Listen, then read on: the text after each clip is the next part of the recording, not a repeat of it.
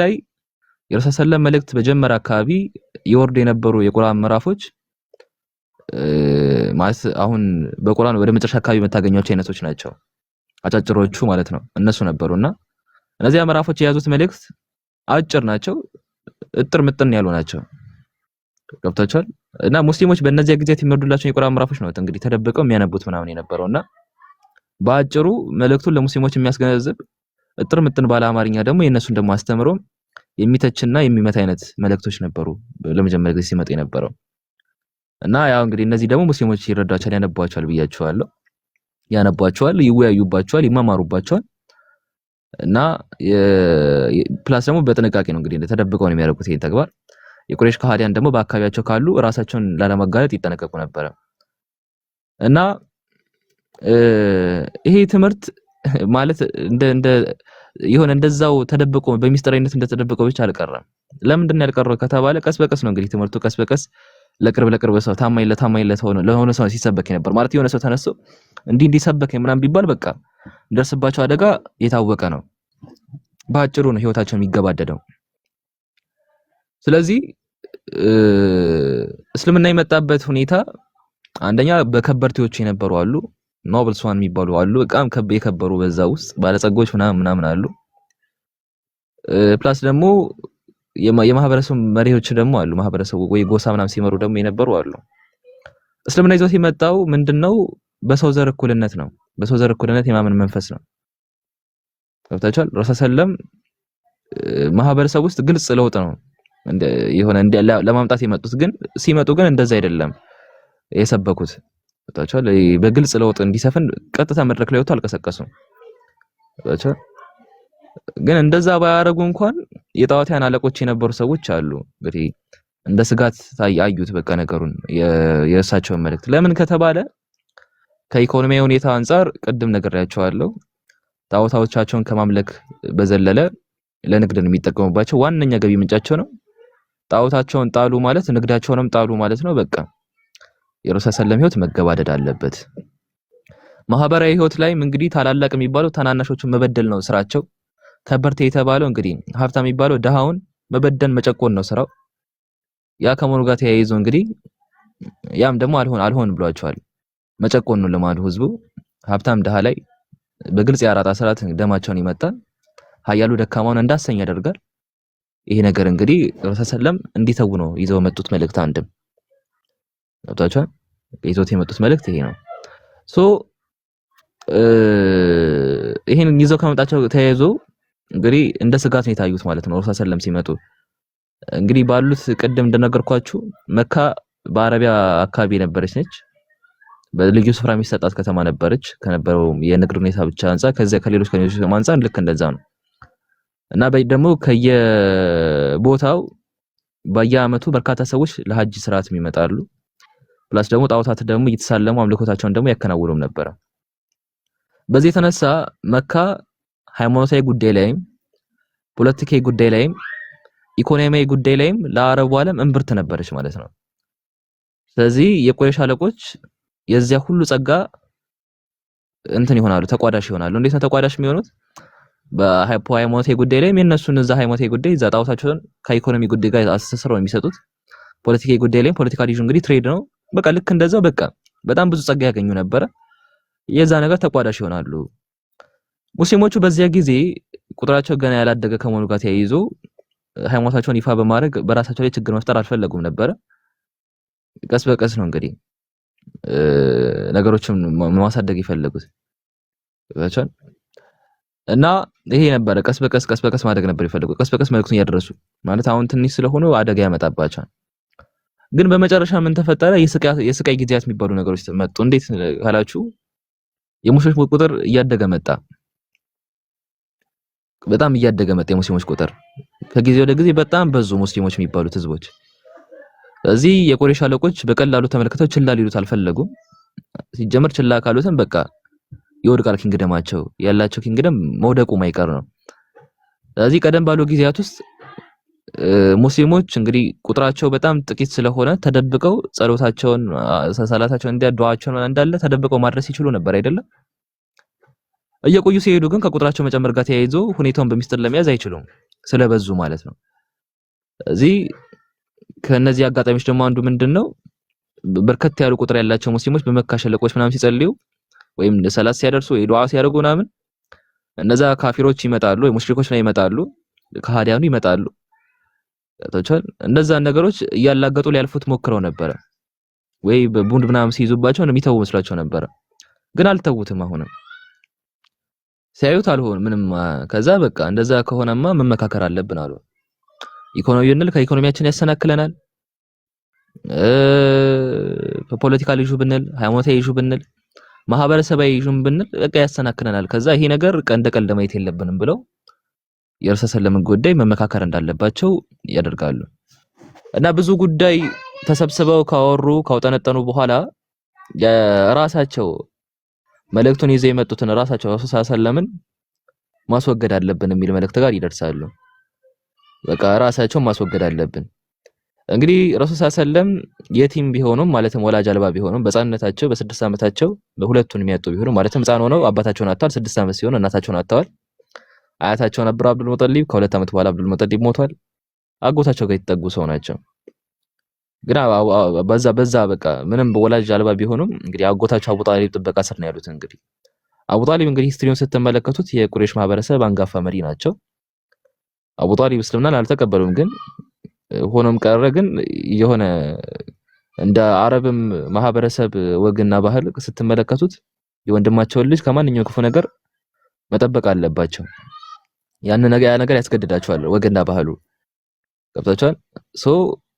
ረሱል ሰለላሁ ላይ ደግሞ አንድ ነገር ቢደርስ ደግሞ የበኑ ሐሺም ጎሳ አባላት አማኝም በሉት ከሃዲውም በሉት ከተበዳይ ጎን እንቆም በሚል ሂሳብ ደግሞ አንዱን በደሉን ላስቆም ጥቃቱን ላስቆም በሚል ሂሳብ ተነሳስቶ ጦርነቱ ስለሚገባ ጎሳዎች መካከል የእርስ በርስ ጦርነት ይነሳ ነበረ። ስለዚህ ረሱል ሰለላሁ የሚባለው ላይ ጉዳት ማድረስ የሚቻለው ነገር ማለት ረሱል ሰለላሁ ላይ ጉዳት ማድረስ የሚባለው ነገር የሆነ ከአይምሮአቸው ውስጥ ማስወጣት ግድ ሆነባቸው ማለት ነው።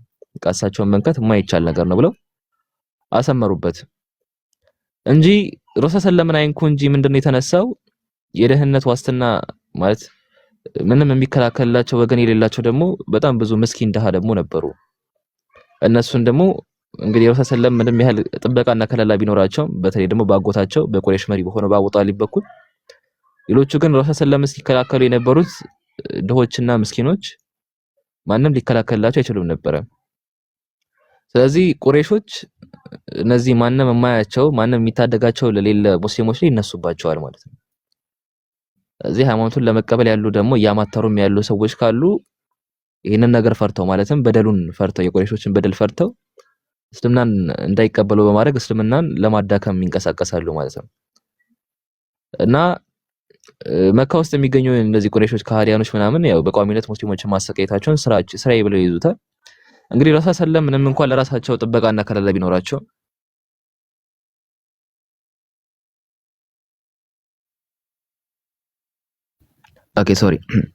ምንም ጥበቃና ከለላ ቢኖራቸውም እንግዲህ ተከታዮቻቸው ግን ከሚደርስባቸው በደሎች ሊታደጓቸው አልቻሉም። ረሱል ሰለላሁ ምን ያደርጋሉ? አንድ ለሳቸውም ያሉት አቡ ጣሊብ ናቸው። ከዛ በዘለለ ለሳቸው ራሱ ዋስትና የለም። እንግዲህ የእሳቸውን ሂስትሪ ስታነቡ ያ ነው የምታገኙት ታሪክ። ስለዚህ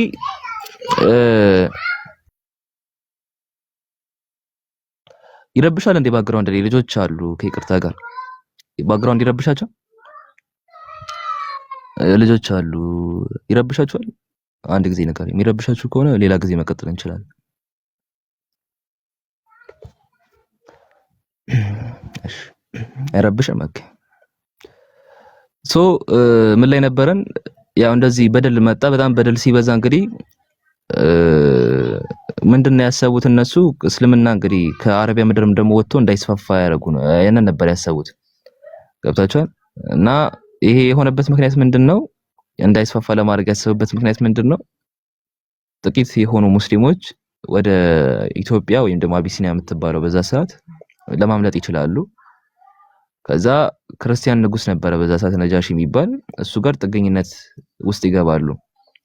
ስለዚህ ጥገኝነት ማግኘታቸውን ሲያውቁ ቁረይሾች እንግዲህ እስልምናም ከሀገር ውጭ የሚስፋፋበት የሆነ አውድ እንዳለ ይረዳሉ ማለት ነው። እዚህ በዚህ የተነሳ ንጉሱን ያሳምኑና እነዚያን ሙስሊሞች መልሰው ወደ መካ እንዲያመጧቸው መልእክተኞችን ምናምን ይዘው ወደ ሀበሻ ወደ ኢትዮጵያ ይልኮሉ። የሀበሻ ንጉስ እንግዲህ ስደተኞች መሪ አለ የሙስሊሞቹ ጃዕፈር ረዲየላሁ ዐንሁ ከሱን እንትን ይልና ስለ መርየም አለይሂ ሰላምና ሌሎች ጉዳዮችን የሚያወሱ የቁርአን ምዕራፎችን ይሰማና እናንተማ ምንም ከኛ ጋር ኮንትራዲክት የምታደርጉበት አውድ የለም፣ ስለዚህ ማንም አይነካችሁም፣ እዚሁ ቁጭ በሉ ብሎ ፍትሃይነቱን ያረጋግጥላቸዋል። ስለዚህ የቁረይሽ ልኡካን ነበሩ የመጡ ወደ ኢትዮጵያ የያዙት እጅ መንሻ ምናምን ነበረ ለንጉሱ እሱን እንደተሸከሙ ወደ መካ አፍረታቸውን ተሸክመው ይመለሳሉ ማለት ነው። በቃ ያ ሰው ቆርጧል፣ እንግዲህ ነጃሺ ቆርጧል፣ ተቀመጡ በሚለው ነገር ተቆርጧል። የሚገርመው ነገር ሙስሊሞች ወደ ሩቅ አካባቢ ባይሰደዱም እንኳን ኢስላም በራሱ መንገድ ከመካ ውጪ መስፋፋቱ አይቀርም ነበር። ለምንድን ነው የማይቀረው ከተባለ እንግዲህ እንደነገርኳችሁ በየአመቱ በሺ የሚቆጠሩ ሰዎች ለሐጅ ስርዓት ከተለያዩ ስፍራዎች ወደ መካ ይመጣሉ። ከነዚህ መካከል ደግሞ የተወሰኑት የረሱል ሰለላሁ መልእክት ማዳመጥ ችለው ከሰለሙ ደግሞ ዞሮ ደግሞ እነዚያን ሰዎች ደግሞ መልእክቱን የማድረሱ አጋጣሚ ከተፈጠረ እስልምና መስፋፋቱ የማይቀር ነበር በሰዓቱ። ምክንያቱም እነዚህ ሰዎች የቁርአንን መልእክት ለብቻቸው ይዘው መቀመጥ አይችሉም፣ መረሳቸው አይቀርም። ለጎሳቸው ለሚቀርቡት ሰው ማሰራጫቸው የማይቀር ስለሆነ የሚጠበቅ ስለሆነ እስልምና መስፋፋቱ የማይቀር ነው። እነዚህ ሁሉ ስጋቶች ይደመሩና የቁረይሾች አቋም ያጠነክረዋል። ማለት እነዚህ ሁሉ ስጋቶች የቁረይሾችን አቋም ያጠነክረዋል። ለምን አጠነከረው ከተባለ እንግዲህ የቁረይሽ ኪንግደም የትኛው ኪንግደም አንዱ ታላቅ ስለሆነ አንዱ ታናሽ የሚበድልበት ኪንግደም፣ ከአምልኮ ስርዓታቸው ውጪ ደግሞ ጣዖቶቻቸውን ማለትም ከእንጨትና ከድንጋይ የቀረጿቸውን ጣዖታት እየሸጡ ኢኮኖሚካሊ ያደጉበት የባለጸጎች ኪንግደም፣ ፖለቲካል ኪንግደም፣ ሃይማኖታዊ ኪንግደም ገደል ነው የሚገባው። ስለዚህ እነዚህ ሁሉ ስጋት ተደመረባቸው ቁረይሾች ጭንቅላታቸው ላይ መጣ። ምን ይሆናሉ ገብታችሁ? ስለዚህ ቁረይሾች አቋማቸው ጠነከረ ማለት ነው። እንዴት ነው የጠነከረው? በ617 ድህረ ልደት ላይ የእስላምን መልእክት ማሰራጨት ከጀመረ ከ7 ዓመት በኋላ ማለት ነው። በሰለም ጅብሪል እሳቸው ጋር የመጡት በ610 ነው፣ ከ7 ዓመት በኋላ ማለት ነው። በ617 ድህረ ልደት ከ7 ዓመት በኋላ እሺ፣ ሰለም በ57 ተወለዱ። እነዚህ ዓመታቱን እንዳትረሱ ይጠቅማቸዋል። በ610 ደግሞ መልእክቱን እንግዲህ መጣ እሳቸው ጋር ጅብሪል መጣ፣ መልእክቱ ተሰጣቸው። የቅራ ቢስሚ ረቢከ ለዚ ኸለቅ የሚለው መጣ፣ ሱረቱል አለቅ ወርዶላቸዋል። ከ7 ዓመት በኋላ በ617 ድህረ ልደት ከ7 ዓመት በኋላ የቁረይሽ ከሃዲያን የሚባሉት ወይም ካፊሮቹ ሙሽሪኮቹ መሐመድ ሰለላሁ ዐለይሂ ወሰለም በሚገኙበት የበኒ ሃሺም ጎሳ ላይ ማዕቀብ ጣሉ። በኑ ሃሺም እንግዲህ ምንም መካን የሚቆጣጠር ማለት የቺ ንግድ ቦታ የሚቆጣጠር ጎሳ ቢሆን እንኳን በሀብት ደረጃ የወረዱ ናቸው። ያ ከመሆኑ ጋር ተያይዞ እንግዲህ ማንም እየተነሳ ነው እንግዲህ እጁ የሚያነሳባቸው። ያ ከመሆኑ ጋር ተያይዞ እንግዲህ የቁረይሽ ሰዎች ይሰበሰቡና በኑ ሃሺም ጎሳ ላይ ማዕቀብ ጣሉ። እንግዲህ የበኑ ሃሺም ጎሳ ሰዎች ሁሉ ሙስሊማን ነበሩ፣ ብዙ ሙስሊሞች ግን በውስጣቸው ነበሩ። ስለዚህ የማዕቀቡ ዓላማ ምንድነው? ጎሳውን በሙሉ በጠንካራ ማዕቀብ ይቀጣል። ያ ነገር ሲቀጣ ወይ አንዱ በአንዱ ላይ ይነሳል። በእናንተ ምክንያት እኛ እንቀጣ እንደ አይነት ፖይንትም ሊነሳ ስለሚችል እስልምና በዚህ መልኩ ደግሞ ይደክማል የሚል እይታ ነበረ እና በዚህ ጫና ውስጥ የበኑ ሃሺም ሰዎች ሁሉ ከመካ ወጣ ብሎ ወደሚገኝ አንድ ሸለቆ ለመስፈር ይገደዳሉ። እንግዲህ ከማዕቀብ ውስጥ ደግሞ የሚካተቱ ነገሮች አሉ። ወይዘይ የሚካተቱ ነገሮች ምንድነው? ማዕቀብ ውስጥ አንደኛ ከነሱ ጋር ማንም ሰው እንዳይጋባ ነው፣ ሰላምታም እንዳያቀርብላቸው ነው፣ ቤታቸውም ደግሞ እንዳይገባ ነው። አላህ ያሳያችሁ። ይሄ ማዕቀብ የቆየ 3 ዓመታት ነው። እሺ 3 ዓመታት ውስጥ አንድ ሰው ጋር እንዳይጋባ። ምናልባት ያገባ በኑ ሃሺም ውስጥ እንግዲህ አንዱን አስቧት ነበር ለትዳር፣ አያገባትም። ከሌላ ጎሳ ያሰባት ሴት ካለች አያገባትም። በምን ምክንያት? በረሱል ሰለላሁ ዐለይሂ ወሰለም መልእክት ምክንያት። አንዱ ለአንዱ ሰላምታን እንዳያቀርብ፣ ቤታቸውም ደግሞ እንዳይገባ ማዕቀቡ አዘዘ ማለት ነው። በዚህ የተነሳ በኑ ሃሺም በጣም ፍጹም ከባድ ሆነባቸው፣ በጣም ሸክም ሆነባቸው። እንዲህ ቀድሜ እንደነገርኳችሁ ሙስሊም ያልሆኑ የጎሳ አባላት ነበሩ ሰለባ የሚሆኑት ከዚህ ነገር ጋር ተያይዞ። የበኑ ሃሺም ጎሳ አባል ያልሆኑ እና አቡበከር እና ዑመር እና ዑስማን የመሳሰሉት አካላት ነበሩ። ማዕቀቡን በመጣስ እነዚህ የፍጆታ ዕቃ የሚባሉት አሉ አይደለ? እንደ ምግብ ምናምን ያሉ አካላት፣ እንደ ምግብ ውሃ ምናምን ያሉ ነገሮች እነሱን በማስገባት መርዳት ይጀምራሉ ማለት ነው። እንግዲህ 3 የሚሆኑ የስቃይ ዓመታት በኋላ ማዕቀቡ እንዲነሳ ያለ ውሳኔ ሆነና ተፈጻሚ ይሆናል ነገሩ። በነዛ ጊዜያት ታዲያ የቁረይሽ ተጽዕኖ እያለ በጣም ብዙ ሰዎች እስላምን ይቀበላሉ። ይሄንን ተመልክተው ማለት ድንገት ተነስቶ እነዚያ ሰዎች ማዕቀብ መጣላቸው ድንገት አንድ እናት አባቱ የሞተበት ያልተማረ ዝም ብሎ እንደው ለንግድ ሰዎች የሚልኩት ከነበረ አንድ ደሃ የነበረ ሰው የሆነ መልእክት መጣ በ610 ላይ ያ መልእክት አስፈራርቷቸው እንግዲህ ይሄን ያህል ማዕቀብ ሲጥሉበት ሰዎች መደንገጥና መጠየቅ አይቀርም። እዚያን ጥያቄ በማቅረባቸው ጥያቄው ሲመለስ ከጊዜ ወደ ጊዜ ብዙ ሰዎች እንዲሰልሙ ይሆናል በ3 ዓመታት ውስጥ እና በጣም ብዙ ጊዜ ብቻ ካያችሁ በተለይ የ3 ዓመቱን ታሪክ እስቲ ሰፊ ስለሆነ አንዳንድ ነገሮች ያሳጥርኩ ነው የምነግራችሁና በሰፊው ሌላ ጊዜ እነግራችኋለሁ። እና ማዕቀቡ ታላቅ ተጽዕኖ እንግዲህ ያሳድራል። 3 ዓመት ማለት አላህ ያሳያችሁ በጣም ብዙ ጊዜ ነው። በጣም ታላቅ ተጽዕኖ ያሳድራል። አንድ ዓመት ሲባል እንግዲህ አሁን እንዳለን አይደለም። አንድ ዓመት ሲባል ልክ እንደ 2017 መስከረም፣ ታህሳስ፣ መጋቢት፣ ሰኔ አይደለም። እሺ አሁን 2017 እየሮጠ ነው አይደለ? አለቀ እኮ መስከረም፣ ታህሳስ፣ መጋቢት፣ ሰኔ ነው። በቃ ባጭሩ 4 ወር ነው ይመስለውና አረ በፈጣሪሽ ይቅርታ። እና እንደዛ አይደለም። 3 ዓመት ማለት በጣም ሰፊ ነው እኮ 3 ዓመት ሲባል አሁን ባለበት የጊዜ ሩጫ እንዳትወስኑት። 3 ዓመት እንዲህ ዝም ብሎ አይደለም። ከማንም ጋር ጋብቻ የለም፣ ከማንም ጋር ሰላምታ የለም፣ ማንም ቤቱን ለቤቱ የሚገባበት አውድ የለም። የምግብ ሁኔታ በጣም ውስን ነው። ጥቂት ሰዎች ናቸው እንግዲህ ሙስሊም ከጎሳው ውጭ የሆኑ እና አቡበከር እና ዑስማን እና ዑመር ነው እንግዲህ የረዷቸው። በጣም ተጽዕኖ አሳድሮባቸዋል። ለማንኛውም በኑ ሃሺም ትንሽ ሰፈም ያለ ጎሳ ነበረ። እንግዲህ ለአመታት የዘለቀ ምግብን መጠለያን የመንፈግ ምናምን ሙስሊሞች ላይ በጣም ከባድ የሆነ አካላዊ ድካም እንዲሆንባቸው አደረጉ ማለት ነው። እንግዲህ ማዕቀቡ ያሳደረው ተጽዕኖ የኸዲጃ ሚስት ነበር ማን የረሱል ሰለም ሚስት ነበሩ። የተወዳጅ ሚስት ነበረቻቸው ኸዲጃ በጣም ነበር የሚወዷት። እሳቸው ደግሞ እስክትሞት ድረስ ማንንም ሚስት አላገቡም ነበር ከሷ ውጭ። በጣም ነበር የሚወዷት። እንግዲህ ኸዲጃ ፈጣሪ ያሳያችሁ። እንደውም ስለ ኸዲጃ ሲናገሩ ሙስሊም ላይ ፈዳኢሉ ሱሐባ ላይ በጊዜው ከነበሩ ሴቶች ሁሉ ምርጧ የኢምራን ልጅ መርየም ነች። ከዚህ ኡማ ደግሞ በጣም በላጯና ምርጧ ሴት ደግሞ የኹወይሊድ ልጅ ኸዲጃ ነች ብለው ተናግረዋል። በጣም ነበር የሚወዷት ኸዲጃን እስከ ጥግ ነው እላችሁ። በጣም የመጀመሪያ ሚስታቸው ነች። ያኔ ወጣት እያሉ በ25 ዓመቷ ነው ያገባቸው። በጣም ብዙ ዓመት አብረው ዘልቀዋል። ከብዙ ነገር ፕሮቴክት ስታረጋቸው ነበረ እንዳጎታቸው አቡ ጣሊብ። በቃ በጣም ሰፊ ውዴታ ነበራቸው ስለ ኸዲጃ። እና ይሄ የ3 ዓመት ተጽዕኖ ኸዲጃ አንድ በእድሜ ገፍታለች። ያኔ ረሱል ሰለላሁ 25 ዓመት እያሉ ነው እንግዲህ በ40 ዓመቷ ነበረ። እንግዲህ ደግሞ በ619 ምናምን ደግሞ አካባቢ ምን ያህል እድሜ እንደሚሆናት አስበው። እዚህ እድሜ ላይ የ3 ዓመቱ ስቃይ ተጨምሮበት በበሽታ ምናምን በእንግልት ምናምን ኸዲጃ ልትሞት ይሆናል ማለት ነው። ማለት ሚስታቸው ሞተች። ያ አላህ አስቡት። ያ ሁሉ አመት እንደዛ አብራው ምናምን ስትንገላታ የነበረች ሴት በይበልጥ ደግሞ እድሜያ ከገፋ በኋላ በ45 ዓመቷ ነው የገባችው። 45 ዓመቷ 40 ዓመቷ አይ ቲንክ አልተሳሳትኩኝ። ያቺ ሴት ሞተች በ3 ዓመቱ እንግልት ምክንያት። ማለት ምን አይነት ነገር ነው? ከሰው ልጆች ሁሉ የመጀመሪያዋ ሴት ነች እንግዲህ እስልምናን ስትቀበል።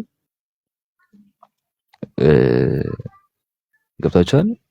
ማለት እስልምናም ያኔ መልእክቱን ሲያስተላልፉ ለረሱል ሰለም በቃ ግንባር ቀደም ብርታ ተሰጪ የነበረችው ሙሳ ሴት ነበረች እና ሞተች ያቺ ሴት። ማለት ረሱል ሰለም ምንድነው የሚሰማቸው እዛ ጋር አስቡት። ያቺ ሴት ሞተች እንዴ! ማለት በህይወታቸው ከኸዲጃ ሞት በላይ የጎዳቸው ታላቅ ሐዘን አልነበረም ረሱል ሰለም ስትመለከቱ። እንግዲህ ኸዲጃ ከሞተች በኋላ በ619 አመል ሁዝን ይባላል። ያ 619 በረሱል ሰለም ታሪክ ውስጥ የሐዘን ዓመት ይባላል። ለምንድን ነው የሐዘን ዓመት የተባለው? ኸዲጃ መሞቷ ብቻ ነው? ለሱ ብቻ ነው ለረሱል ሰለም ሐዘን ዓመት የሆነው ወይስ ሌላም ነገር ነበረ? በእንቀት ላይ ጆሮ ደግፍ ይባላል እንደ ሀገራችን ተረታ። ከ8 ዓመታቸው ጀምሮ ረሱል ሰለም ሲያሳድጉ የነበሩት ደግሞ አጎታቸው አቡ ጣሊብ ነበር አሳዳጊያቸው። እሱ እስልምናን ባይቀበልም ኖሮ በማዕቀቡ ደግሞ ከክፉኛ ስለተገረፉ አጎታቸው አቡ ጣሊብን በ619 ይሞታሉ። ማለት በእነዚህ ዓመታት ውስጥ ለቁረይሽ ከሃዲያን አሳልፈው አልሰጧቸውም። ከሕፃንነታቸው ጀምሮ ሲያሳድጓቸው ነበሩ። ማለት እንዴት ነው የሚሆኑት? እንግዲህ ረሱል ሰለም ከህፃንነታቸው ጀምሮ አጎታቸው ከሻም ወይም ደግሞ ከሶሪያ ሲመለስ ነው የሞተው። እናታቸው 6 ዓመታቸው ሳሉ ነው የሞቱት። አያታቸው ላሳድጋቸው አለ። አያታቸው 2 ዓመት ከቆየ በኋላ አብዱል ሙጠሊብ ይሞታል። ከዚያ በኋላ አጎታቸው አቡ ጣሊብ ጋር ነው የሄዱት። ከአቡ ጣሊብ ጋር ይሄን ያህል ጊዜ ከቆዩ በኋላ እንግዲህ ረሱል ሰለም መልእክቱ ሲያስተላልፉ በ617 ይሄንን ተመልክተው ደግሞ ማዕቀብ ተጥሎባቸው ነበር። በዛ ማዕቀብ ሁለት በቃ ህይወታቸው ላይ ይሄ ነው የማይባል ነገር ነው ያሳረፉ። ለመልእክታቸው ደግሞ ታላቅ ብርታት የነበሩት አቡ ጣሊብ እና ሚስታቸው ኸዲጃ ሞቱ። ምንድነው ለረሱል ሰለም የሚሰማቸው? 619 ይር ኦፍ ሶሮ ወይም ደግሞ አምል ሁዝን ተብሎ የተጠራበት ምክንያት ይሄ ነው። ሁለቱ አካላት ሞቱ፣ በሞት ተለዩ ከዚህ ዓለም። ገብታችኋል? እድሜ ያለ እንግልት አለ ተደማምረው እንግዲህ በሞት እንዲረቱ ያደርጋቸዋል ማለት ሁለቱን አካላት። እንግዲህ ከነዚህ ሁለቱ አካላት ሞት በላይ ደግሞ ቁረይሾች እንግዲህ በግፍ ዓመታት ውስጥ በእነዚህ ግፍ የ3 ዓመታት ውስጥ ሙስሊሞችን በቃላትም ሆነ በአካል ያቆስሏቸው ነበረ። የቁረይሽ ደግሞ የግፍ ከመሐመድ ሰለላሁ ዐለይሂ ወሰለም ደግሞ የሚገፈትርላቸው ሰው አልነበረም። ለምንድን ሰው ያልነበረው? አቡ ጣሊብ ነበር የነገርኳቸው። አቡ ጣሊብ የቁረይሽ ጎሳዎች በጣም ከፍተኛ መሪ ነበረ። በዛ ምክንያት የወንድሙ ልጅ መጠበቅ ስለነበረበት እንግዲህ ለረሱል ሰለላሁ ዐለይሂ ወሰለም ሁነኛ ጠበቃ የሚሆን አቡ ጣሊብ ነበረ። ሞተ ያ ሰው። አሁን ለረሱል ሰለላሁ ዐለይሂ ወሰለም ማን ነው ጠበቃ የሚሆነው? ያኔ ሰሃቦች ያስፈራቸዋል አይደለ? ሰሃቦች ማን ነበር እንደው የሚጠብቅ? በቃ በደሉን እንኳን አልቻሉትም። አሁን ለረሱል ሰለላሁ ዐለይሂ ወሰለም ማን ነው ሁነኛ ጠበቃ የሚሆነው? ማንም አልነበረም። እዚህ በዚህ የተነሳ ረሱል ሰለም ምንም መካን ቢወዷት ምንም ያደጉባት ቦታ ቢሆን እንኳን ሌላ የምታስጠጋቸው ከተማ ማግኘት አለብን ብለው ያስባሉ። እንግዲህ ለምን ከተባለ ማንም ጠባቂ የላቸውም። በቃ ቤተሰባቸውን እንዲሁ ሲያጡ ነው የቆዩት። በይበልጥ ደግሞ 619 ይር ኦፍ ሶሮ የሚባለው አንድ እንደዛ ፕሮቴክት ሲያደርጋቸው ኸዲጃ ቢያንስ እስልምናን ተቀብላ ነበረ። ኢነከ ላ ተህዲ መን አህበብተ ወላኪን አላህ የህዲ መን የሻ ያለው አምላካችን አለ። ለዛ ነው አንተ የምትወደውን ሳይመራ አትመራም። ወጣቻል አትመራም። አላህ የሚወደውን ነው የሻውን ሰው ይመራው ይላል አምላካችን አለ። የልባችንን ቅናቻ አይቶ ነው እንግዲህ አላህ የሚመራን። መሻቱ የሚኖር በዛ ምክንያት ነው። ምንም እንኳን አቡ ጣሊብ እስልምናን ቢያቅ እንኳን ሰለም ምን ያህል እውነተኛ መንገድ እንደያዙ ቢረዳ እንኳን የቁረይሾችን አሉባልታ የአባቱን አምላክ ጥሎ ሞተ ምናምን አይነት ወሬ ፈርቶ ነው እንግዲህ እስልምናን ያልተቀበለው። አምላካችን አላህ ሱረቱል ካፍ ላይ በሰፊው ነግሮናል። እስልምናን ሳይቀበል ሞቷል። ይሄ ነገር ደግሞ አለ። በጣም ሲለምኑት ነበረ። ይር ኦፍ ሶሮን ስትመለከቱ እና ይሄ በተደረበበት ሁኔታ እንግዲህ አቡ ጣሊብ ሞተ። ለእሳቸው ሁነኛ ጠባቂ ስለሌለ ሌላ የሚያስጠጋቸውን ከተማ ማግኘት እንዳለባቸው ይወስናሉ። ስለዚህ ይህን ሁኔታ ደግሞ የምታሟላ ከተማ በሰዓቱ ከጧይፍ ሌላ ማንም ልትሆን አትችልም ነበረ። ጧይፍ የምትባለው ጧይፍ ደግሞ በሂስትሪውን ስትመለከቱ ሰቂፍ የሚሰኝ ጎሳ ነው የሚያስተዳድራት። ይዞታው የነሱ ጎሳ ነው። ከመካ ወደ 65 ኪሎ ሜትር አካባቢ ርቃ ነው የምትገኘው ወደ ደቡብ ማለት ነው። እና ጧይፍ ነበረች በሰዓቱ ረሱል ሰለላሁ ዐለይሂ ወሰለም የሚያስጠጋቸው ከተማ። እንግዲህ ከ3 ዓመት ግርፍ በኋላ ከይር ኦፍ ሶሮ በኋላ ያ አላህ ይሄንን ቦታ ሎክ ያደርጋሉ ማለት ነው። ከቃሉ ጋር ናችሁ? ልቀጥልላችሁ ወይስ ይቅርባችሁ? ይቅርባችሁ በቃችሁ። በቃ ይቅርባችሁ። እሺ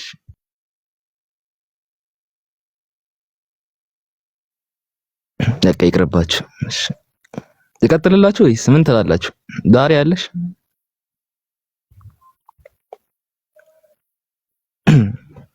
ጃቢር ዳሪያ ምናምን የለውም እነዚህ እንዴ ይቀጥላል አሉ። እሺ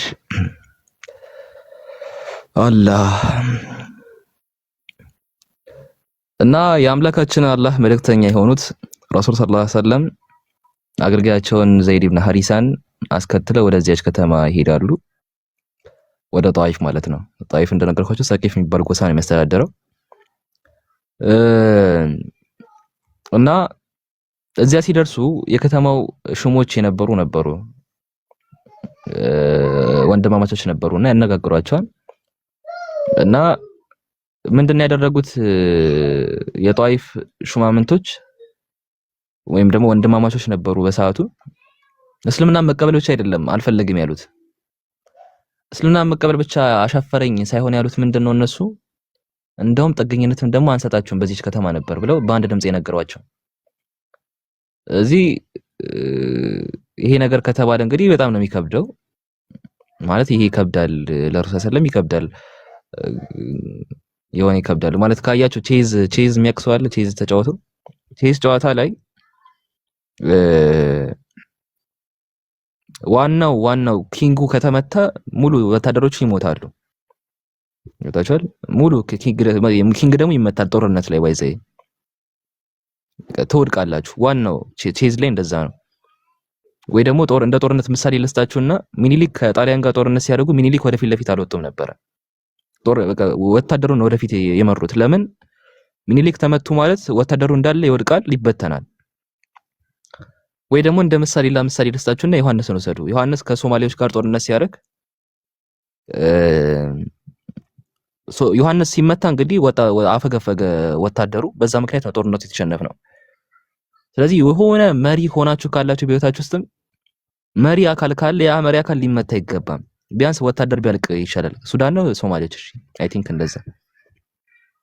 ስለዚህ ረሱል ሰለም እንግዲህ ቢያንስ ራሳቸውን በጠብቀው ስለቆዩ ነው በአቡ ጣሊብ ምክንያት እስከዛ ድረስ ሲቀጥል የነበረው መልእክቱ። ቢያንስ ረሱል ሰለም በቃ ከሸፈ ማለት የሳቸው እንትን ሌላው ደግሞ ወድቆ ነው የሚቀረው፣ መድከሙ አይቀርም። ስለዚህ የሆነ ሁነኛ የሚጠጉበት ቦታ ያስፈልጋል ማለት ነው። ገብታችኋል? ያስፈልጋል። እና ምን አደረጉ? እንደውም እነዚህ ሰዎች ተልኳቸው ከሽፎ ወደ መካ በመለስ ላይ ሳሉ ረሱል ሰለም እንግዲህ ያው ተልኳቸው ምንድን ነበረ? እዛ ጧይፍ ላይ ጥገኛ መሆን ነበረ። መሪዎቿ ምን አደረጉ? የከተማ እብዶች ነበሩ። ከተማ ውስጥ እንግዲህ እብድ አይጠፋም፣ ጮጮዎች ምናምን አሉ። እነሱን ያዙና በድንጋይ እየወረወሩ የተሳደቡ የጮሁ ምናምን እንዲያሳድዷቸው ያደርጋሉ። ለረሱል ሰለላሁ ማለት ነው እንዲያደሟቸው ምናምን እና እግሮቻቸው ደምተው ነበረ ክፉኛ ተጎሳቅለው ምናምን አንድ አጸድ ስር አረፍ ይላሉ። እንግዲህ በጣም ክፉ ናቸው፣ እያያቸው ነው። ጥገኝነት ብቻ ይጠበል ይጠይቋቸው። እንደውም ሂድ በቃ ብለው እብድና ህፃናት አዘው ነው እንግዲህ በድንጋይ ረሱል ሰለላሁ ሲያቆስሏቸው የነበረው እግሮቻቸው ደም በደም እስኪሆን ድረስ ሙሉ ሰውነታቸው እስኪጎሳቆል ድረስ በአንድ ቀን እንደዛ አደረጉ ማለት ነው። እንግዲህ አረፍ ለማለት አንድ አጸድ ስር አረፍ ይላሉ። ከዚያ ተነስተው ወደ መካ በመጓዝ ላይ ሳሉ ጅብሪል አለይሂ ሰላም ወደ እሳቸው መጥቶ እንትን አደረገ ይነግራቸዋል ስለሆነ ነገር። ምን ብሎ ነው የነገራቸው?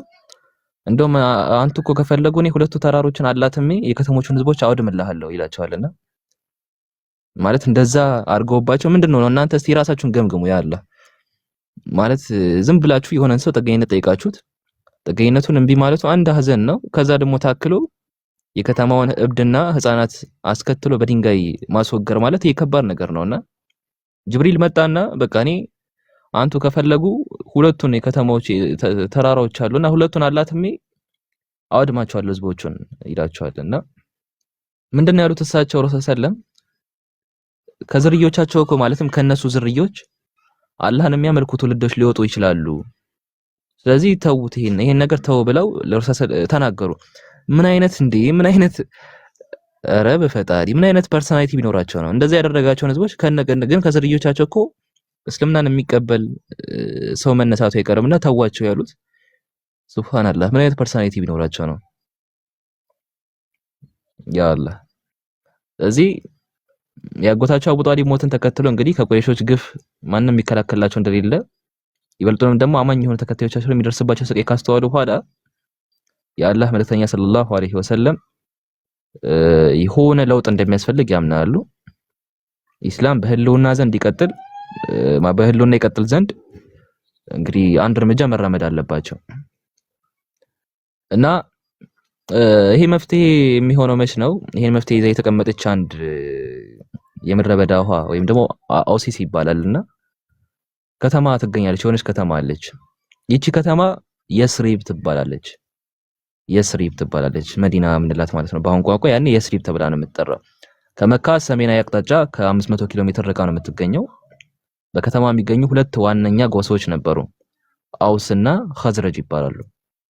100 ለሚሆኑ ዓመታት በማያቋርጥ የሆነ እርስ በርስ ጦርነት ውስጥ እንግዲህ መዳከም ይኖራል። እንግዲህ ጦርነት በተለይ ደግሞ ጊዜው በረዘመ ቁጥር አንዱ መድከሙ አይቀርም። ጦርነት ብዙ ጉዳት አለው። እንግዲህ ውሃ መራጨት አይደለም ጦርነት መግደልና መገደል ነው። ሶ ሁለቱ በየስሪብ እንግዲህ ከመካ 500 ኪሎ ሜትር ነው ርቆ የምትገኘው ብያቸዋለሁ። አውስና ኸዝረጅ እንግዲህ ጦርነት ላይ ነበሩ። እነዚህ ሁለት የአረብ ጎሳዎች በተጨማሪ ደግሞ እዛ የሚኖሩ አይሁድ ነገሮችን ከሀገሬው አረቦች ጋር እንትን ይሉ ነበር፣ ይወዛገቡ ነበርና አንዴም ከአረብ ጎሳዎች ለአንዱ በመወገን ደግሞ ጦርነቱን እንትን ይሉ ነበረ፣ ያቆራቁሱ ነበር ይባል ነበርና ማለት ወይ አንዱ ጋር ይገባና እዛው ጦርነት ይዘምታል፣ ወይ አንዱ ጋር ይሄዳል።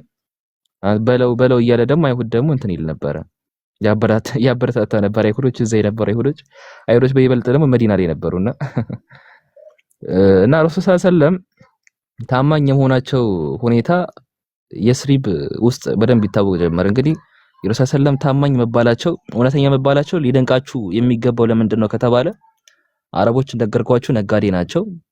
ነጋዴ ከመሆናቸው ጋር ተያይዞ እውነተኝነትና ታማኝነት ከነሱ የሚጠበቅ ነው። አረቦችን በታማኝነታቸውና በእውነተኝነታቸው የሚታወቁት። ስለዚህ በታማኝነታቸውና በእውነተኝነታቸው ከሚታወቁ ህዝቦች መካከል ረሱል ሰለላሁ ዐለይሂ ወሰለም ታማኝና እውነተኛ የሚል ስያሜ ሲሰጣቸው ምን ያህል ታማኝና እውነተኛ ቢሆኑ ነው የሚል ምልከታ ትይዛላችሁ። ስለዚህ ሙሐመድ ሰለላሁ ዐለይሂ ወሰለም ታማኝ የመሆናቸው ዝና በየስሪብ ጉዳይ ማለትም የስሪብ ላይ የነበሩ ነዋሪዎች በደንብ እየታወቀ በመምጣቱ ጉዳይ በየአመቱ የሐጅ ጸሎት ወደ መካ ሲመጡ በሚስጥር ይገናኛቸው ጀመር ማለት ነው ከየስሪብ ጉዳዮች ሰዎች ጋር። እና አቀባ በተባለች ስፍራ ነበረች በስድስት ያርድ ልደት የተፈጸመ ሚስጥራዊ ግንኙነት ነበረና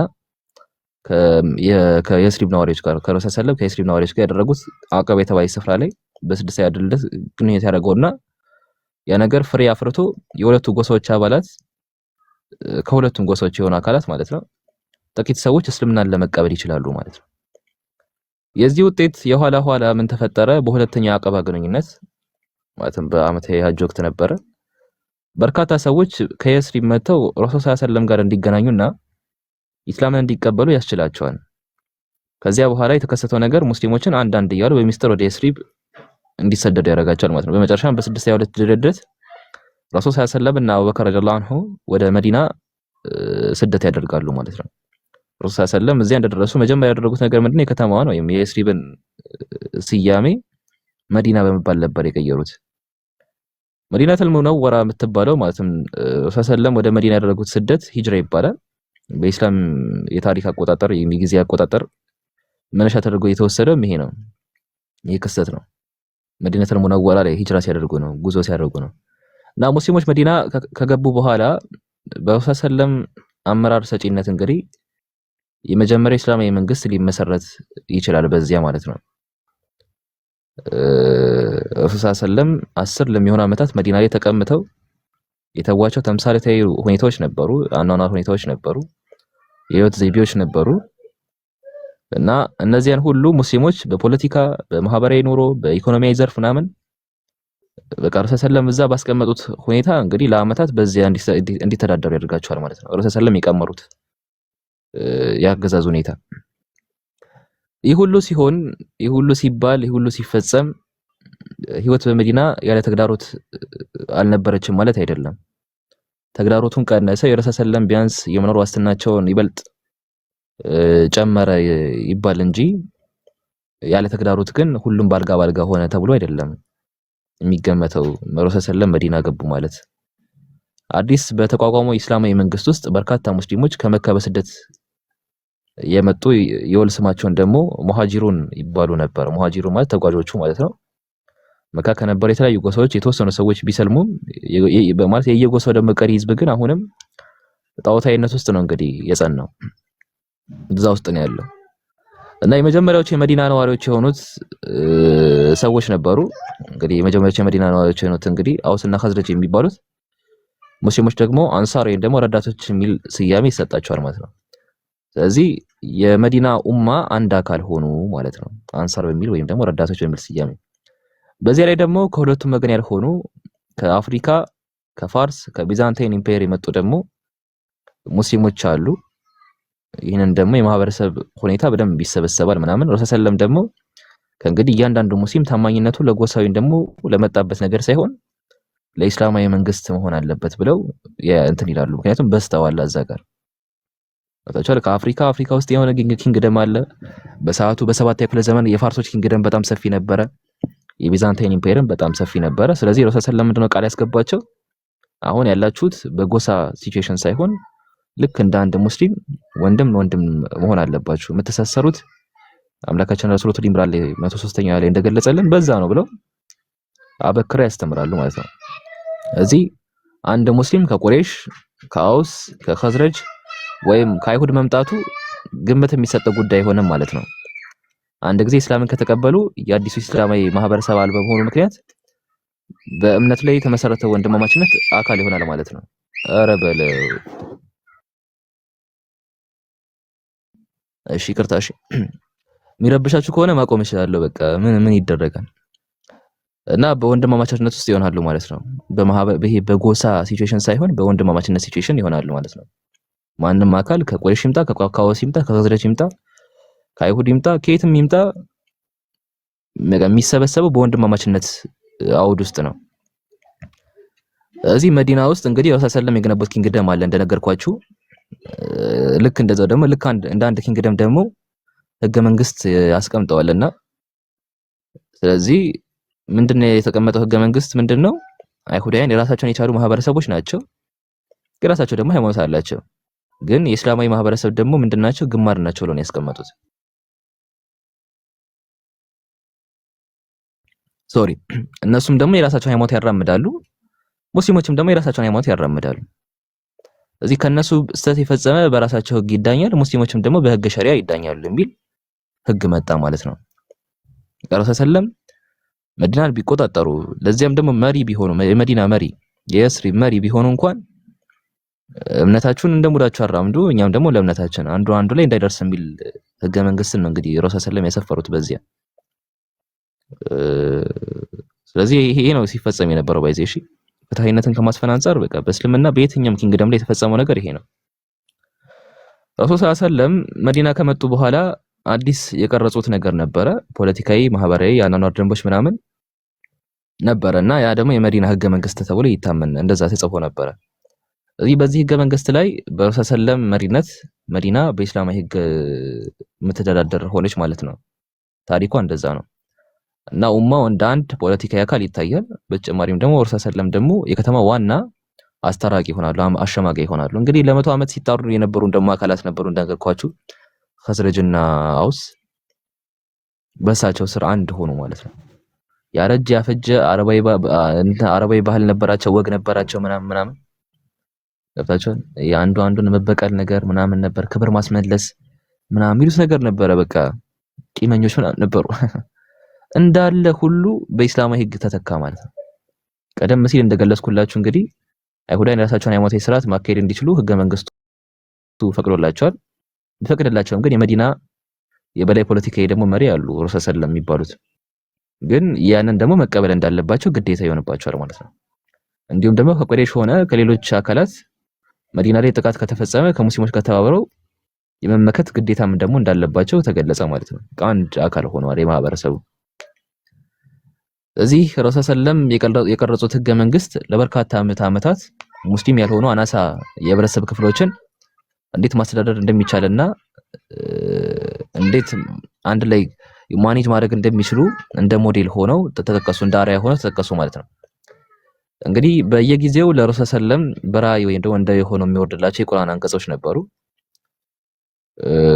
እና እንደዛም ሲወርዱባቸው የነበሩት አንቀጾች እንግዲህ የህብረተሰቡ ወይም የማህበረሰቡ የአኗኗር ሁኔታ ማህበራዊ መስተጋብራቸው ምናምን የሚዳስሱ ነበሩ። ባይዘይ መካ ላይ ወርዶ የነበሩት አንቀጾች ከሱ ይልቅ ደግሞ ይበልጥ ደግሞ መዲና ላይ ደግሞ ረጃጅሞች አንቀጾች ይወርዱ ነበረ። ከተመለከታችሁት የአምልኮን ወይም ደግሞ ኢባዳን ጉዳይ፣ የግብርን አከፋፈል ሁኔታ፣ ውርስን የተመለከቱት ህግጋት፣ የሙስሊሞች እና ሙስሊም ባልሆኑ አካላት ደግሞ መካከል የሚኖሩ ኢንተራክሽኖች መስተጋበራዊ ግንኙነቶቻቸውን አስመልክቶ ህግ የተሰጠባቸው ሁኔታዎች ነበሩ።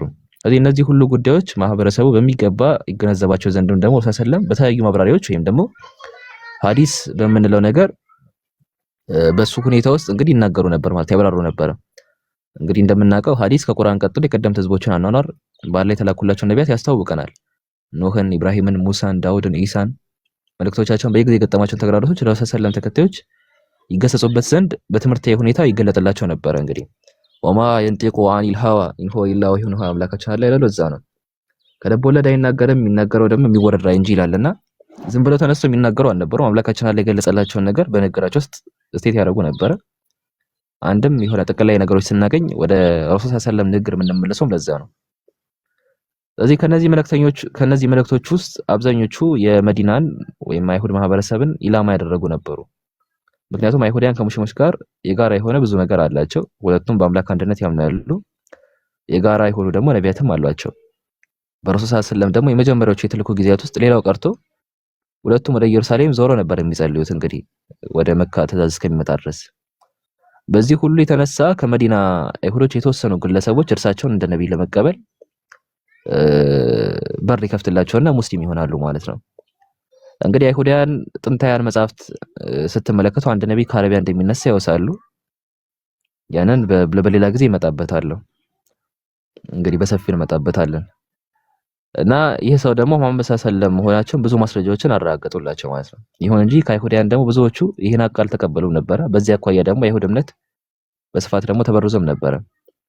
የተመረጡ ከሚሰኙት ህዝቦች ደግሞ አንድን ነብይ መቀበል እንዳይቻል ተደርጎ ለያይቶት ነበርና ይህም በመሆኑ ምክንያት ረሱል ሰለላሁ ዐለይሂ ወሰለም የነቢያት ሁሉ ተልእኮ ወደ አንዱ ፈጣሪ መጣራት እንደሆነ እርሳቸውም ደግሞ በዚህ መዳር የመጨረሻው ነብይ እንደሆነ በመግለጽ ለአይሁዳውያን የቀረቡትን ግብዣ ፍጹም ውድቅ ደግሞ ማድረግ ጀመሩ ማለት ነው። አንዳንዶቹ ነብይነታቸውን ይቀበሉና ከአይሁድ ወገን ባለመሆናቸው ቅር ይሰኛሉ። አይሁዳውያኑ ደግሞ የተመረጡ ህዝቦች መሆናቸውን በማመን ለሙስሊሞችና ለረሱል ሰለላሁ ደግሞ የነበራቸውን ንቀት ምናምን እንትን ይሉ ነበር፣ ማንጸባረቅ ይጀምሩ ነበር። እንግዲህ ረሱል ሰለላሁ ዐለይሂ ወሰለም ሂጅራ ካደረጉ በኋላ ከቁረይሾች ጋር የነበራቸው ውዝግብ አብቅቷል ማለት አይቻልም። እንደዛ ማለት አይቻልም። ሲጀመር ሁሉም እንደነገርኳቸው አልጋ ባልጋ የሆነላቸው ነገር የለም። ረሱል ሰለላሁ የሙሃጅሮች ቤተሰቦች መካ ላይ ብዙ ስቃይ እየደረሰባቸው ነበረ። ልጅ ሰልሟል። ኦኬ እንደዛ ነው። እሺ አሁን አሳርህን ትበላለህ ነው የምትባሉት። በዛ ሰዓት የሙሃጅሮች ቤተሰቦች ማለት ሙሃጅሮች ማለት ከመካ ወደ መዲና የመጡት የተሰደዱት ናቸው ብያችሁ ነግሬያችኋለሁና በሌላ በኩል ደግሞ የመዲና ሙስሊሞች ደግሞ የሚባሉ አሉ፣ አንሳሮች የሚባሉት። ሙሃጅርና አንሳር የሚባሉት እነዚህ ናቸው። እሺ ሌላ ጊዜ ስትጠየቁ መመለስ አለባችሁ። አንሳር ማን ነው? የመዲና ሙስሊም ነው። ሙሃጅር ደግሞ ከመካ ወደ መዲና ተሰደው የመጡት ሙሃጅሮች ይባላሉ። እዚህ ወንድሞቻቸው የሆኑትን ሙሃጅሮችን ለከፍተኛ ስቃይ ያደረጓቸው የመካ ቁረይሾች ባገኙት አጋጣሚ ለመቅጣት ያስቡ ነበርና ይሁንና ሙስሊሞች ከጠላቶቻቸው ጋር መፋለም ይችሉ ዘንድ የሚያስችል መለኮታዊ ፍቃድ ከአምላክ ፍቃድ እስከሚመጣላቸው ድረስ ይጠብቁ ነበር። ግን እስከዛ ድረስ ግን ለረሱል ሰለላሁ መልእክት አልመጣላቸውም ነበር። ያ መልእክት በአረቢያ ምድር ጦርነት፣ ይሄ ብቀላ ምናምን የሚባሉ ነገሮች ነበሩ። ብዙ መከራዎች የሚያስከትል ክስተት ሆኖ ለዘመናት እየቆየ ነበረ። ገብታችኋል? የሚናፈቅ ነገር አይደለም ያ ነገር። ከዚህ በላይ ደግሞ ቁርአን የነፍስን ክቡርነት እንትን ይለናል፣ ያብራራልናል።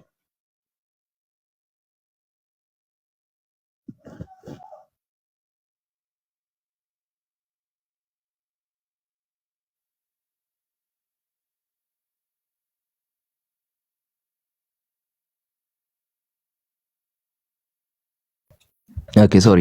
እሺ አይ ቲንክ ድምጽ አለ መሀል ላይ የሚረብሽ ሚውት አደርጋለሁ። እንደዚህ የሚረብሽ አይነት ከሆነ እሺ። እና ምንድን ነበረ በጣም ብዙ ምክንያቶች ጠቅሼላችኋለሁ። እንግዲህ አለፍ ብሎ ሙስሊሞች በመካ ጣዖታውያን አንፃር ውጊያ ከፍተው ለዘመናት ያደረሱባቸውን ጭቆና ለመቀበል ሳይችሉ ቆይተው ነበረ። ይህ በእንዲህ እንዳለ ሙስሊሞች ሊዋጓቸው የሚፈልጉ ኃይላትን እንግዲህ መመከት እንዲችሉ አምላካችን አላህ ፍቃድን ይሰጣቸዋል። ወሂ ራእይ ይመጣል ለረሱል ሰለላሁ ማለት ነው። ቁርአን ላይ ቁርአን ላይ መልእክት አምላካችን አላህ ለረሱል ሰለላሁ መልእክትን ይሰጣቸዋል። እንግዲህ ያ የሚገኘው የት ነው? በሱረቱል ሐጅ ምዕራፍ 22 ከቁጥር 39 እስከ 40 ላይ ነው። ለእነዚያ ለሚገደሉት ምዕመናን እነሱ የተበደሉ በመሆናቸው መጋደል ተፈቀደላቸው። አላህም እነርሱን በመርዳት ላይ በእርግጥ ቻይ ነው። እነዚያ ጌታችን አላህ ነው ከማለታቸው በስተቀር ያለአግባብ ከሀገራቸው የተባረሩ ለሆኑት ተፈቀደ የሚል መጣ። የመጀመሪያው ትእዛዝ ጂሃድ ሲባል ጂሃድ ማለት አንድ ጂሃደ ከሚል ነው የመጣው፣ ታገለ ከሚል ነው የመጣው፣ ትግል ማለት ነው። እንግዲህ ትግል ነው የተፈቀደላቸው፣ ለነብታቸው እንዲታገሉ ነው አምላካችን አላህ የፈቀደላቸው። አምላካችን አላህ በቁርአን አንቀጽ ውስጥ እንዳስቀመጠልን ጌታችን አላህ ነው በማለታቸው ብቻ ከሀገራቸው የተሰደዱ መከራቸው የተቀበሉና ንብረታቸውን ያጡ ሙስሊሞች ከእንግዲህ ራሳቸውን ኢስላምን ከአጥቂዎች ለመከላከል መዋጋት እንደተፈቀደላቸው መጣ ማለት ነው መልእክት።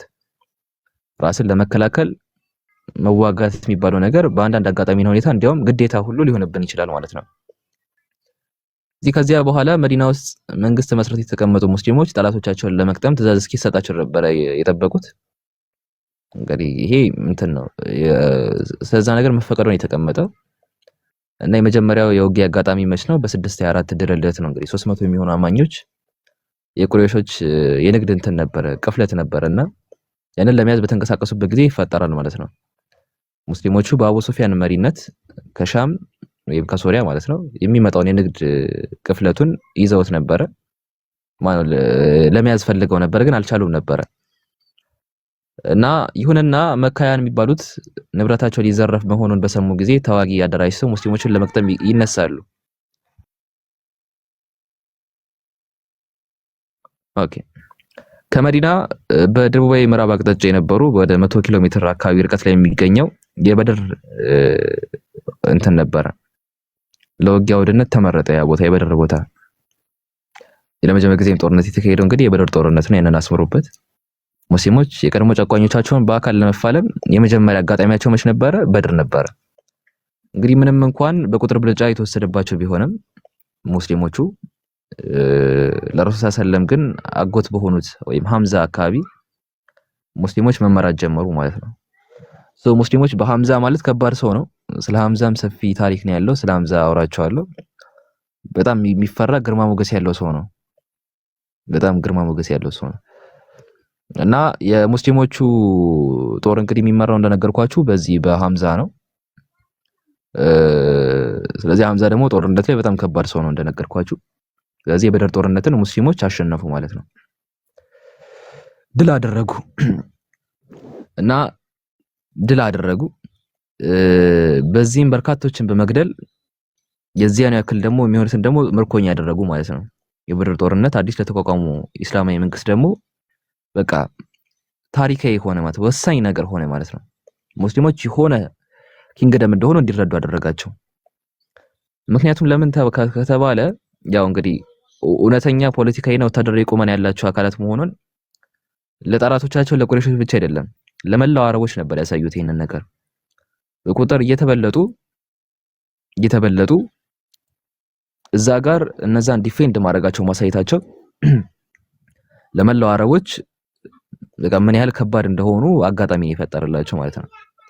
በግልባጩ ደግሞ የቁረይሾችን ክብር ነበራቸው። ቁረይሾች አይነኪ ነገር ነበሩ።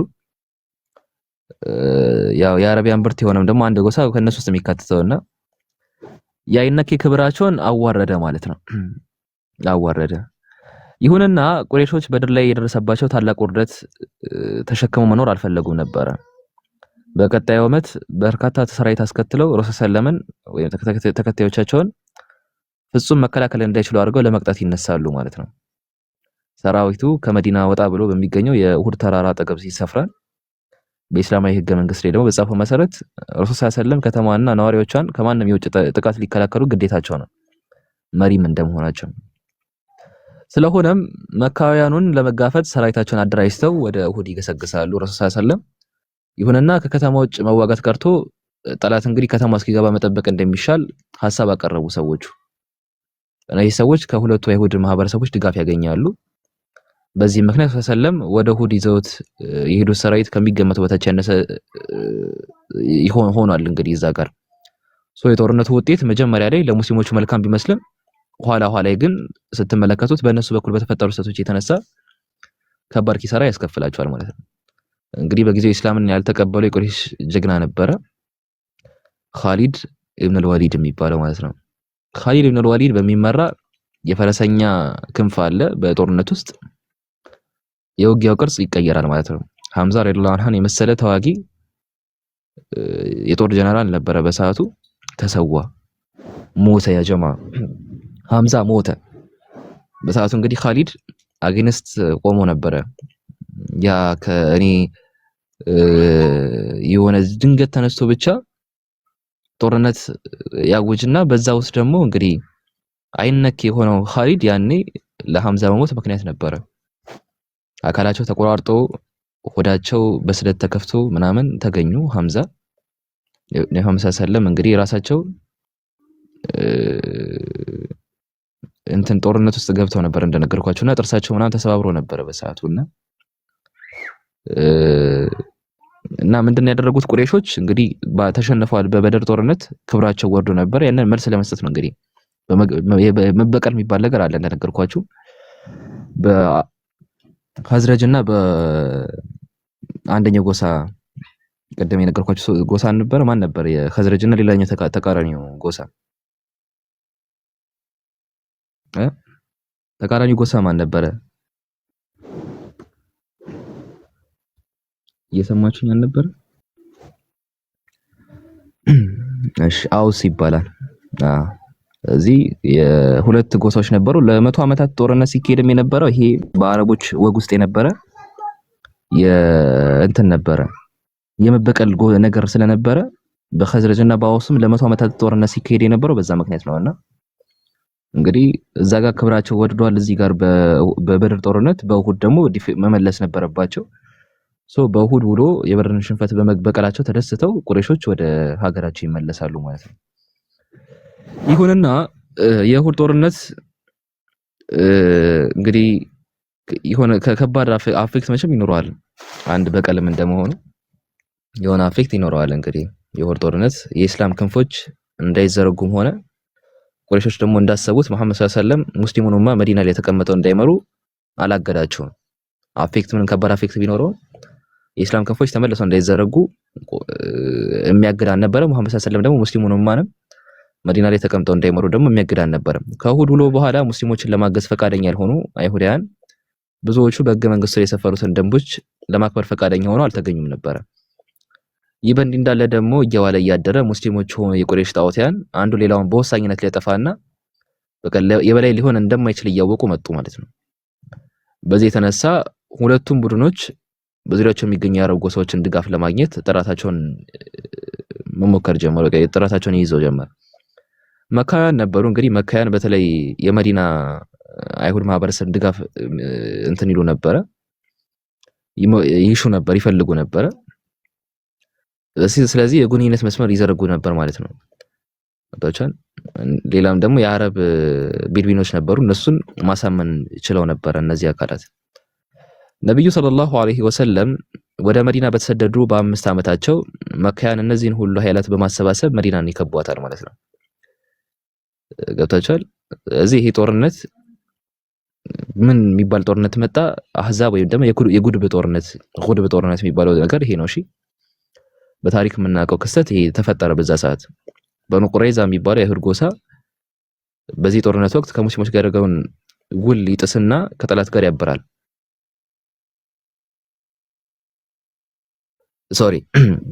ስለዚህ ከሙስሊሞች ጋር ጦርነት ውል የገባ የበኑ ቁረይዛ ከጠላት ጋር ያበራል። ስለዚህ በኡሁድ ጦርነት ወይም ደግሞ በአህዛብ ጦርነት በሚለው እንወስደውና ትርጉሙ እንደዛ ስለሆነ መካያንና አጋሮቻቸው የሆኑት ማለት ረሱል ሰለላሁ ዐለይሂ ወሰለም ማለት መጀመሪያው ነው ሰልማን ከተባለ ፋርሳዊ ሰልማን አልፋሪሲ ባልደረባቸው ጋር ባገኙት ምክር መዲናን በሶስት አቅጣጫ የሚያዋስኗት አሉ ክልሎች ረጃጅም የሆኑ ጉድጓዶች ምሽጎች እንዲቆፈሩ ያደርጋሉ። ረሱል ሰለላሁ ቁረይሾችና አጋሮቻቸው ደግሞ በእግር ቀርቶ በፈረሶቻቸው ደግሞ ምሽጎችን መሻገር ባለመቻላቸው ምክንያት ከበባ አድርገው ለመቆየት ነው የተገደዱት። እንግዲህ መጀመሪያ ማመጣጣቸው በፍጥነት ድል አድርገው ለመመለስ ነበረ። ለረጅም ጊዜ የሚያቆያቸውን ስንቅ አልያዙም ነበር። እንግዲህ ጦርነት ላይ ደግሞ ስንቅ የሚባለው ነገር the core point ነው። እሺ core point እዚህ በመሆኑም ወደ ሀገራቸው ለመመለስ ይገደዳሉ ማለት ነው። ይህም በመሆኑ ምክንያት ቁረይሾች ታላቅ ውርደት ይከናነባሉ። ሄዶ ተመለሱ ማለት ነው። ጦርነት ላይ ደርሶ መለስ ማለት የክብር ጉዳይ ነው። ክብራቸው ወረደ። ከዚህ ከሁሉ የከፋው ግን ምንድነው? የበኑ ቁረይዛዎች ጉዳይ ነው። በኑ ቁረይዛዎች እንግዲህ ከመካያን ጋር አብረው ረሱል ሰለላምን ለመምታት ነው አላማቸው። የረሱል ሰለላም ጉዳይ በዛ የሚያበቃ ነበር የመሰላቸው። ማለት አሁን እዚህ ጋር ከመዲና ጋር ካለው ሁኔታ ጋር ተያይዞ በኑ ቁረይዛዎች እንግዲህ በቃ ማለት መዲና ውስጥ የነበሩ አይሁዶች ናቸው። እንግዲህ እነሱ ከረሱል ሰለላሁ ህገ መንግስት ጋር ውል ውስጥ ነበሩ። ስለዚህ በአህዛብ ጦርነት ነው በውርብ ጦርነት ረሱል ሰለምን የሚያሸማቅቁ ወይም ደግሞ የሚጥሉ ነበር የመሰላቸው። እንግዲህ ከሰልማን አልፋሪሲ ረሱል ሰለም መልእክትን ይቀበሉና ቁፋሮ የሚያዋስኑ 3 ቦታዎችን ቁፋሮ ቆፈረው። ስለዚህ እነዚህ አካላት ሲመጡ እንኳን በግሪክና በፈረስ መሻገር አቅቷቸው ለአጭር ጊዜ የመጡ አካላት የረጅም ጊዜ ጽንቅ ስለሌላቸው እንግዲህ ተመልሰው ነበረ። አሁን በኑ ቁረይዛዎች ረሱል ሰለም እንደከዱ ግልጽ ነው። ምንድነው እጣ ፈንታቸው? እንግዲህ ገብታችኋል? ምንድነው እጣ ፈንታቸው? ስምምነታቸውን አፍርሰው ክህደት መፈጸማቸው ጉዳያቸው በሽምግልና እንዲታይ ተስማሙ ማለት ነው። ቅድመ ኢስላም የሚባለው ማለትም ረሱል ሰለም ከመምጣታቸው መልእክቱን ከመጀመራቸው በፊት የነበረው አጋራቸው የነበረ አካል ነበረ። ሰዕድ ኢብኑ ሙዓዝ ረዲየላሁ ዐንሁ እንዲዳኝ ቃል ይሰጣሉ። በዚሁ መሰረት ሰዕድ ለጦርነት የደረሱ ወንዶቻቸውን እንዲገደሉ፣ ሴቶችና ልጆች ደግሞ ለባርነት እንዲሸጡ ወሰነባቸው ማለት ነው በምክክሩ መሰረት። እዚህ ውሳኔው ይግባኝ የሚባል ነገር ስላልነበረው ተፈጻሚ ተደረገባቸው። ይህን ደግሞ የነብዩን ሰለላሁ ዐለይሂ ወሰለም እርምጃ በቀጣዮቹ ደግሞ በርካታ ዓመታት ሙስሊሞች ከሌላ ሃይማኖት ተከታዮች ጋር በነበራቸው ሁኔታ ላይ እንዲያደርጉት ሆነ ማለት ነው። ማለት ያ ካልሆነ የሆነ ሰው እየተነሳ መካድ ስለሚጀምር በቃ ማለት ጦርነት የደረሰ የሚከዳ አካል ካለ ይገደላል ማለት ነው። በማንኛውም ሀገር ውስጥ እንደሚሆነው የሴት ልጆችና እንትኖች ደግሞ ይሸጣሉ ማለት ነው። ይሸጣሉ ሳይሆን ለባርነት ይሰጣሉ። እዚህ ነብዩ ሰለላሁ ዐለይሂ ወሰለም ከጉርብ ጦርነት ወይም ከአሕዛብ ጦርነት በኋላ ማንም ከእንግዲህ ከሙስሊሞች ሊያጠቃ እንደማይዘምትባቸው በማወቃቸው ምክንያት ከእንግዲህ እኛ እንዘምትባቸዋለን እንጂ እነሱ አይዘምቱም ብለው ተናገሩ። ይሄ እኛ እንዘምትባቸዋለን እንጂ እነሱ አይዘምቱብንም የሚባለው ጂሃድ ምን ይባላል? ጂሃዱ ጠለብ ይባላል። ጂሃዱ ደፍ የሚባል ነገር አለ። ጂሃዱ ጠለብ የሚባል ነገር አለ። እንደ ጥያቄ ከተነሳ አንድ ማብራሪያ ልስጣችሁ በዚህ ላይ።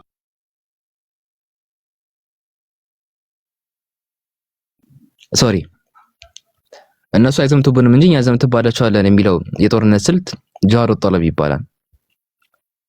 ጂሃዱ ጠለብ ወይም ደግሞ ከኦፌንሲቭ ዲፌንሲቭ ወደ ኦፌንሲቭ ማለትም ራስን ከመከላከል ወደ ማጥቃት የሚካሄደው ጦርነት ጂሃዱ ጠለብ ለምንድን ነው የሚካሄደው? እንግዲህ በዚህ ምድር ላይ ፍትህ ሊሰፍን የሚችለው በዚህ በአላህ በፈጠራት በአላህ ምድር ላይ ፍትህ ሊሰፍን የሚችለው በሸሪዓዊ ህግጋት ብቻ ነው። ያ ሸሪዓዊ ህግጋት ከሌለ አንድ ሰው ፕሮባብሊ እስልምናን ተቀበለ ቢባል የሚኖረው ሁኔታ የሚገመት ነው። ማለትም ግድያ ነው ሊፈጸምበት የሚችለው። ለምሳሌ በሮማን ኢምፓየር በሰፊው የነገሰበት ጊዜ ነበር። እንደ ምድራችን ስንመለከተው 7ኛው ክፍለ ዘመን ሮማን ኢምፓየር ከ1ኛው ክፍለ ዘመን ጀምሮ በጣም ከፍተኛ ቦታን የወሰደ ነው። ከአውግስጦስ ዘሮም ማለትም ከቂሮስ ልጅ ጀምሮ ከአውግስጦስ ዘሮም ማለት ነው። ቂሮስ ነው አይደለም? ቂሮስ አይመስለኝም። እሺ ኤኒዌይስ በሰባ ነው ዶሚኖ ማነው ከዛ ከመጀመሪያው ጀምሮ ማለት ይቻላል ያው ጠላቶቹን አስወግደው አውግስጦስ ዘሮም እነ ማርክ አንቶኒን እና ማርቆስ አንቶኒን ከክሊዮፓትራ ጋር ገዳል ከከተታቸው በኋላ ሮማን ኢምፓየርን መስርቶ እንግዲህ በጣም ሰፊ ኢምፓየርን መስርቷል። የሮማን ኢምፓየር ሰሜናዊ ክፍል ደግሞ ቤዛንታይን ኢምፓየር ይባላል።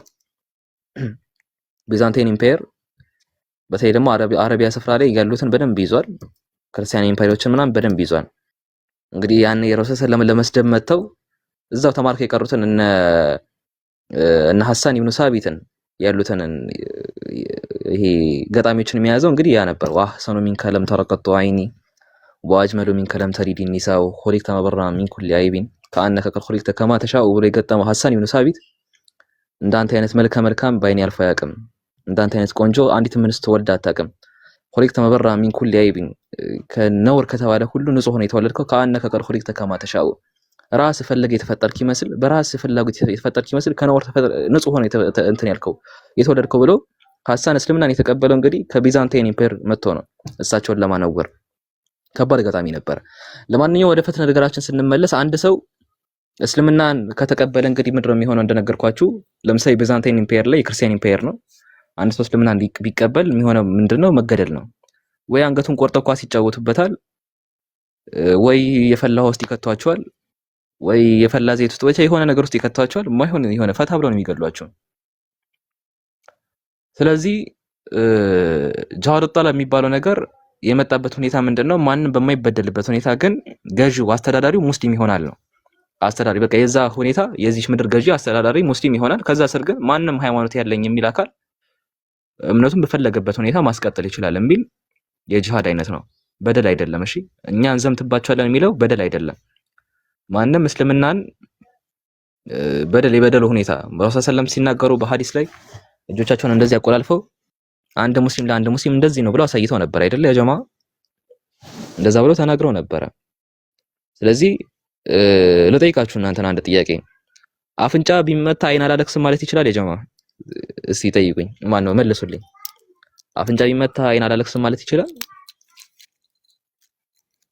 መልሱ። እየሰማችሁኝ ያላችሁ መልሱልኝ እናንተ። እሺ መልሱልኝ።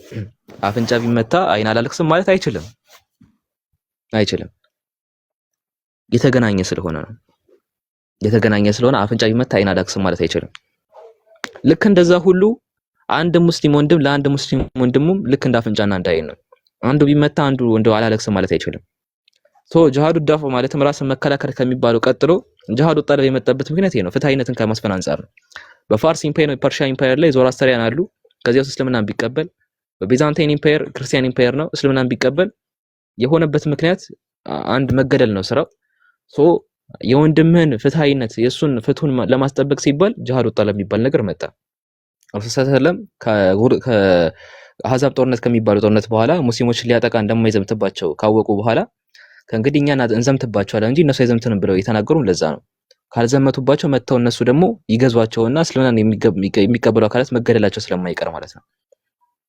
እዚህ የተረጋጋ ሁኔታ በመዲና በመፈጠሩ ምክንያት 1500 የሚሆኑ ባልደረቦቻቸውን አስከትለው ወደ መካ ጉዞ ይጀምራሉ። ረሱል ሰለም ቀደም ሲል እንግዲህ ከቁረይሾች ጋር ስምምነት ለመድረስ የሚያስችል መደላድል መፍጠራቸውን ተመልክተናል። ይህ ጉዟቸው ደግሞ ፈጽሞ ጦርነት ለማድረግ ሳይሆን የኡምራ ጸሎት አድርሶ ለመመለስ የታለመ ብቻ ነበረ። ኡምራን ለመስራት የታሰበበት አለባበስና ከሰገባው ደግሞ ያልወጣ ሰይፍ ብቻ ነበረ የታጠቁት። ጦር፣ የብረት ልብስ፣ የጦሩር የሚባለው ነገር ወይም ፈረስ ወይም አርማ አልያዙም።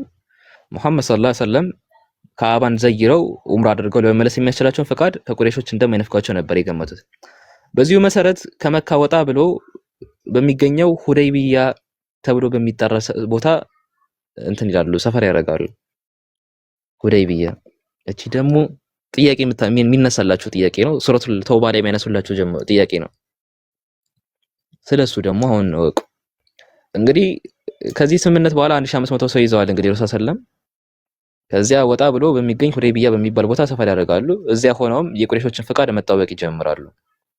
መካያን ከነሱ ተለይተው ከሄዱ 6 ዓመታትን ያሳለፉ ሙስሊሞችን እንግዲህ ሊያጠፋቸው እንደማይችሉ ይገነዘባሉ። አሁን ባለው ሁኔታ መካ እንዲገቡ ለመፍቀድም ሆነ ለመከልከል ውሳኔ ማድረግ አስቸግሯቸዋል። እንፍቀድላቸው ወይስ እንከልከላቸው የሚለው ነገር ጥያቄ ሆኖባቸዋል። ማለት መገመት አቅቷቸዋል። እንዲገቡ ቢፈቅዱላቸው ደካማ መሆናቸውን በማሳየታቸው ሌሎች አረቦች ትችት ይገጥማቸዋል። እሱን ይፈርተዋል። በሌላ በኩል ደግሞ ስትመለከቱት መካ ቅዱሱ ካባ የሚገኝበት ስፍራ እንደመሆኗ ቤቱን ለመዘየር የሚመጣ ማንኛውም ሰው መከልከል እንደማይችሉ ደግሞ ጠንቅቀው ያውቃሉ። በመጨረሻ ነብዩ ሰለላሁ ዐለይሂ ወሰለም ጋር ስምምነት ለማድረግ ይወስናሉ። ይህ ስምምነት ምንድነው? ዝነኛ የሁደይቢያ ስምምነት የሚባለው ነው። የሁደይቢያ ስምምነት የሚባለው ነገር ታሪክ ይሄ ነው። በታሪክ ጉልህ ስፍራ የሚሰጠው ማለት ነው በረሱል ሰለም ታሪክ ውስጥ። እንግዲህ በስምምነቱ ውስጥ ከተደረሰባቸው አንኳር ነጥቦች መካከል አንዱ ምንድነው? ረሱል ሰለላሁ ዐለይሂ ወሰለም እና ባልደረቦቻቸው በዚህ ዓመት ኡምራ ማድረግ አይችሉም። በዚያ ፋንታ ግን በቀጣዩ ዓመት ከሰገባው ያልወጣ ሰይፍ ታጥቀው ለ3 ቀናት መቆየት እንደሚፈቀድላቸው። ሁለተኛው ምንድነው? ቁረይሾችና ሙስሊሞች ለቀጣዮቹ 10 ዓመታት በመካከላቸው ምንም አይነት ውጊያ ያካሄዱም የሚል ነው። ቀጣይ 10 ዓመታት አላህ ያሳያችሁ። ሶስተኛው አንኳር ነጥብ ደግሞ ምንድነው? ከሙስሊሞች ከርተው ወደ ቁረይሾች የሚመጡ ካሉ ቁረይሾች የመመለስ ግዴታ የለባቸውም የሚል ነው። ከቁረይሽ ከርተው ደግሞ ወደ መዲና የሚሄዱ ካሉ ግን ሙስሊሞች ደግሞ የመመለስ ግዴታ ይጸናባቸዋል የሚል ነው። ይሄን ልድገምላችሁ አንድ ጊዜ። ከሙስሊሞች ከርተው ወደ ቁረይሾች የሚመጡ ካሉ ቁረይሾች የመመለስ ግዴታ የለባቸውም፣ በቃ እዛው እንደከዱ ይቅሩ። ከቁረይሽ ከርተው ግን ወደ መዲና የሚሄዱ ካሉ ግን ሙስሊሞች የመመለስ ግዴታ ይጸናባቸዋል የሚል ነው። ይህ ስምምነት በግልጽ በመቃወም ያወገዙ ነበሩ። ዑመር ረዲየላሁ ዐንሁ የመሳሰሉት ከነዚህ መካከል ይመደባሉ። እንግዲህ ይህንን ስምምነት ከርተውት ማለት ከርተው ነበር ሳይሆን ተቃውሞት ነበር። የሆነ ነፃነት አልሰጣቸውም ነበር። እርግጥ ነው ብዙዎቹ ሙስሊሞች በስምምነቱ አድላይነት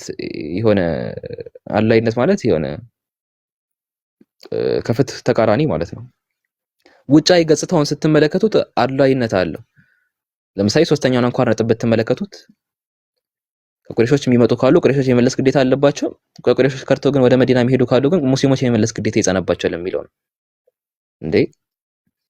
ስለዚህ ዑመር እና መሰል አንዳንድ አብዛኞቹ ሙስሊሞች አልተስማሙም፣ አልተደሰቱም። በሌላ በኩል ደግሞ ስምምነቱ ለረሱል ሰለላሁ ዐለይሂ ወሰለም እና ለባልደረቦቻቸው መልካም ትርፋቶችን ግን የኋላ ኋላ ይዞ የሚመጣ ነገር ነበረ። በተጨማሪም ደግሞ ኢስላምን ከመዲና ውጪ ለመስበክና የመካየኑን ደግሞ ወረራ ሳይፈሩ በዚህ የመስፋፋት ደግሞ ተግባር እንዲጠመዱ ለሙስሊሞች ሰፊ እድልን ይከፍታል። ስምምነት መኖሩ የተለያዩ ሃይማኖቱን የሚያስፋፉ ሚሽነሪዎች ምናምን ካሉ በመላው አረቢያ ባህረ ገብ መሬት አለ እንግዲህ። ስለዚህ እነሱ የሙስሊም ሚሽነሪዎች እንዲላኩ ይሆናል ማለት ነው። ከዚያም አልፎ ደግሞ በሰሜን በኩል የቢዛንታይን እና የፋርስ ነገስታት አሉ። እንግዲህ እንደነገርኳችሁ እስከሱ ድረስ መልእክቱን እንዲያደርሱ ልኡካን ይላካሉ ማለት ነው። በርካታ የቤድዊን ጎሳዎች ነበሩ። እንግዲህ ልኡካኖቻችን ወደ ረሱል ሰለላሁ በመላክ ኢስላምን የተቀበሉ ቃል ኪዳን እንደፈጸሙ ተገልጿል። ሌላው ቀርቶ ደግሞ መካያንም ኢስላምን መቀበላቸው ተቀጥለዋል። እንግዲህ ከመካ እስልምና የተቀበሉ የሚመጡ አካላት አሉ። ከነሱ መካከል ዝነኞች የጦር ጀነራሎች ነበሩ። እነ ኻሊድ ኢብኑ ወሊድ እና አምር ኢብኑ አልአስ እስልምናን ተቀበሉ። ኻሊድ ኢብኑ ወሊድ ጦርነት እንዲሸነፉ ያደረጋቸው የፈረስ ክንፍ ይዘው የመጣው እና አምር ኢብኑ አልአስ ደግሞ እስልምናን እንዲቀበሉ ይሆናል ማለት ነው።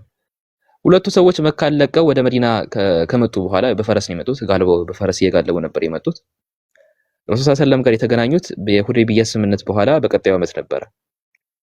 ስምምነቱ እንግዲህ እንደነገርኳችሁ ቀደም ሲል እንደገለጽኩላችሁ ዘርፈ ብዙ ትሩፋቶችን ለሙስሊሞች አምጥቷል። በዛው ልክ ደግሞ የተፈራ ውጪ ገጽታው የሚያስፈራ አይነት ነበረ። እነ ዑመርም ሲቃወሙበት የነበረው ለዛ ምክንያት ነው። እንግዲህ የቁረይሽ ጣዖታውያን የእስላምን ዕጣ ፈንታ በአጭሩ ምንድነው ያደረጉት?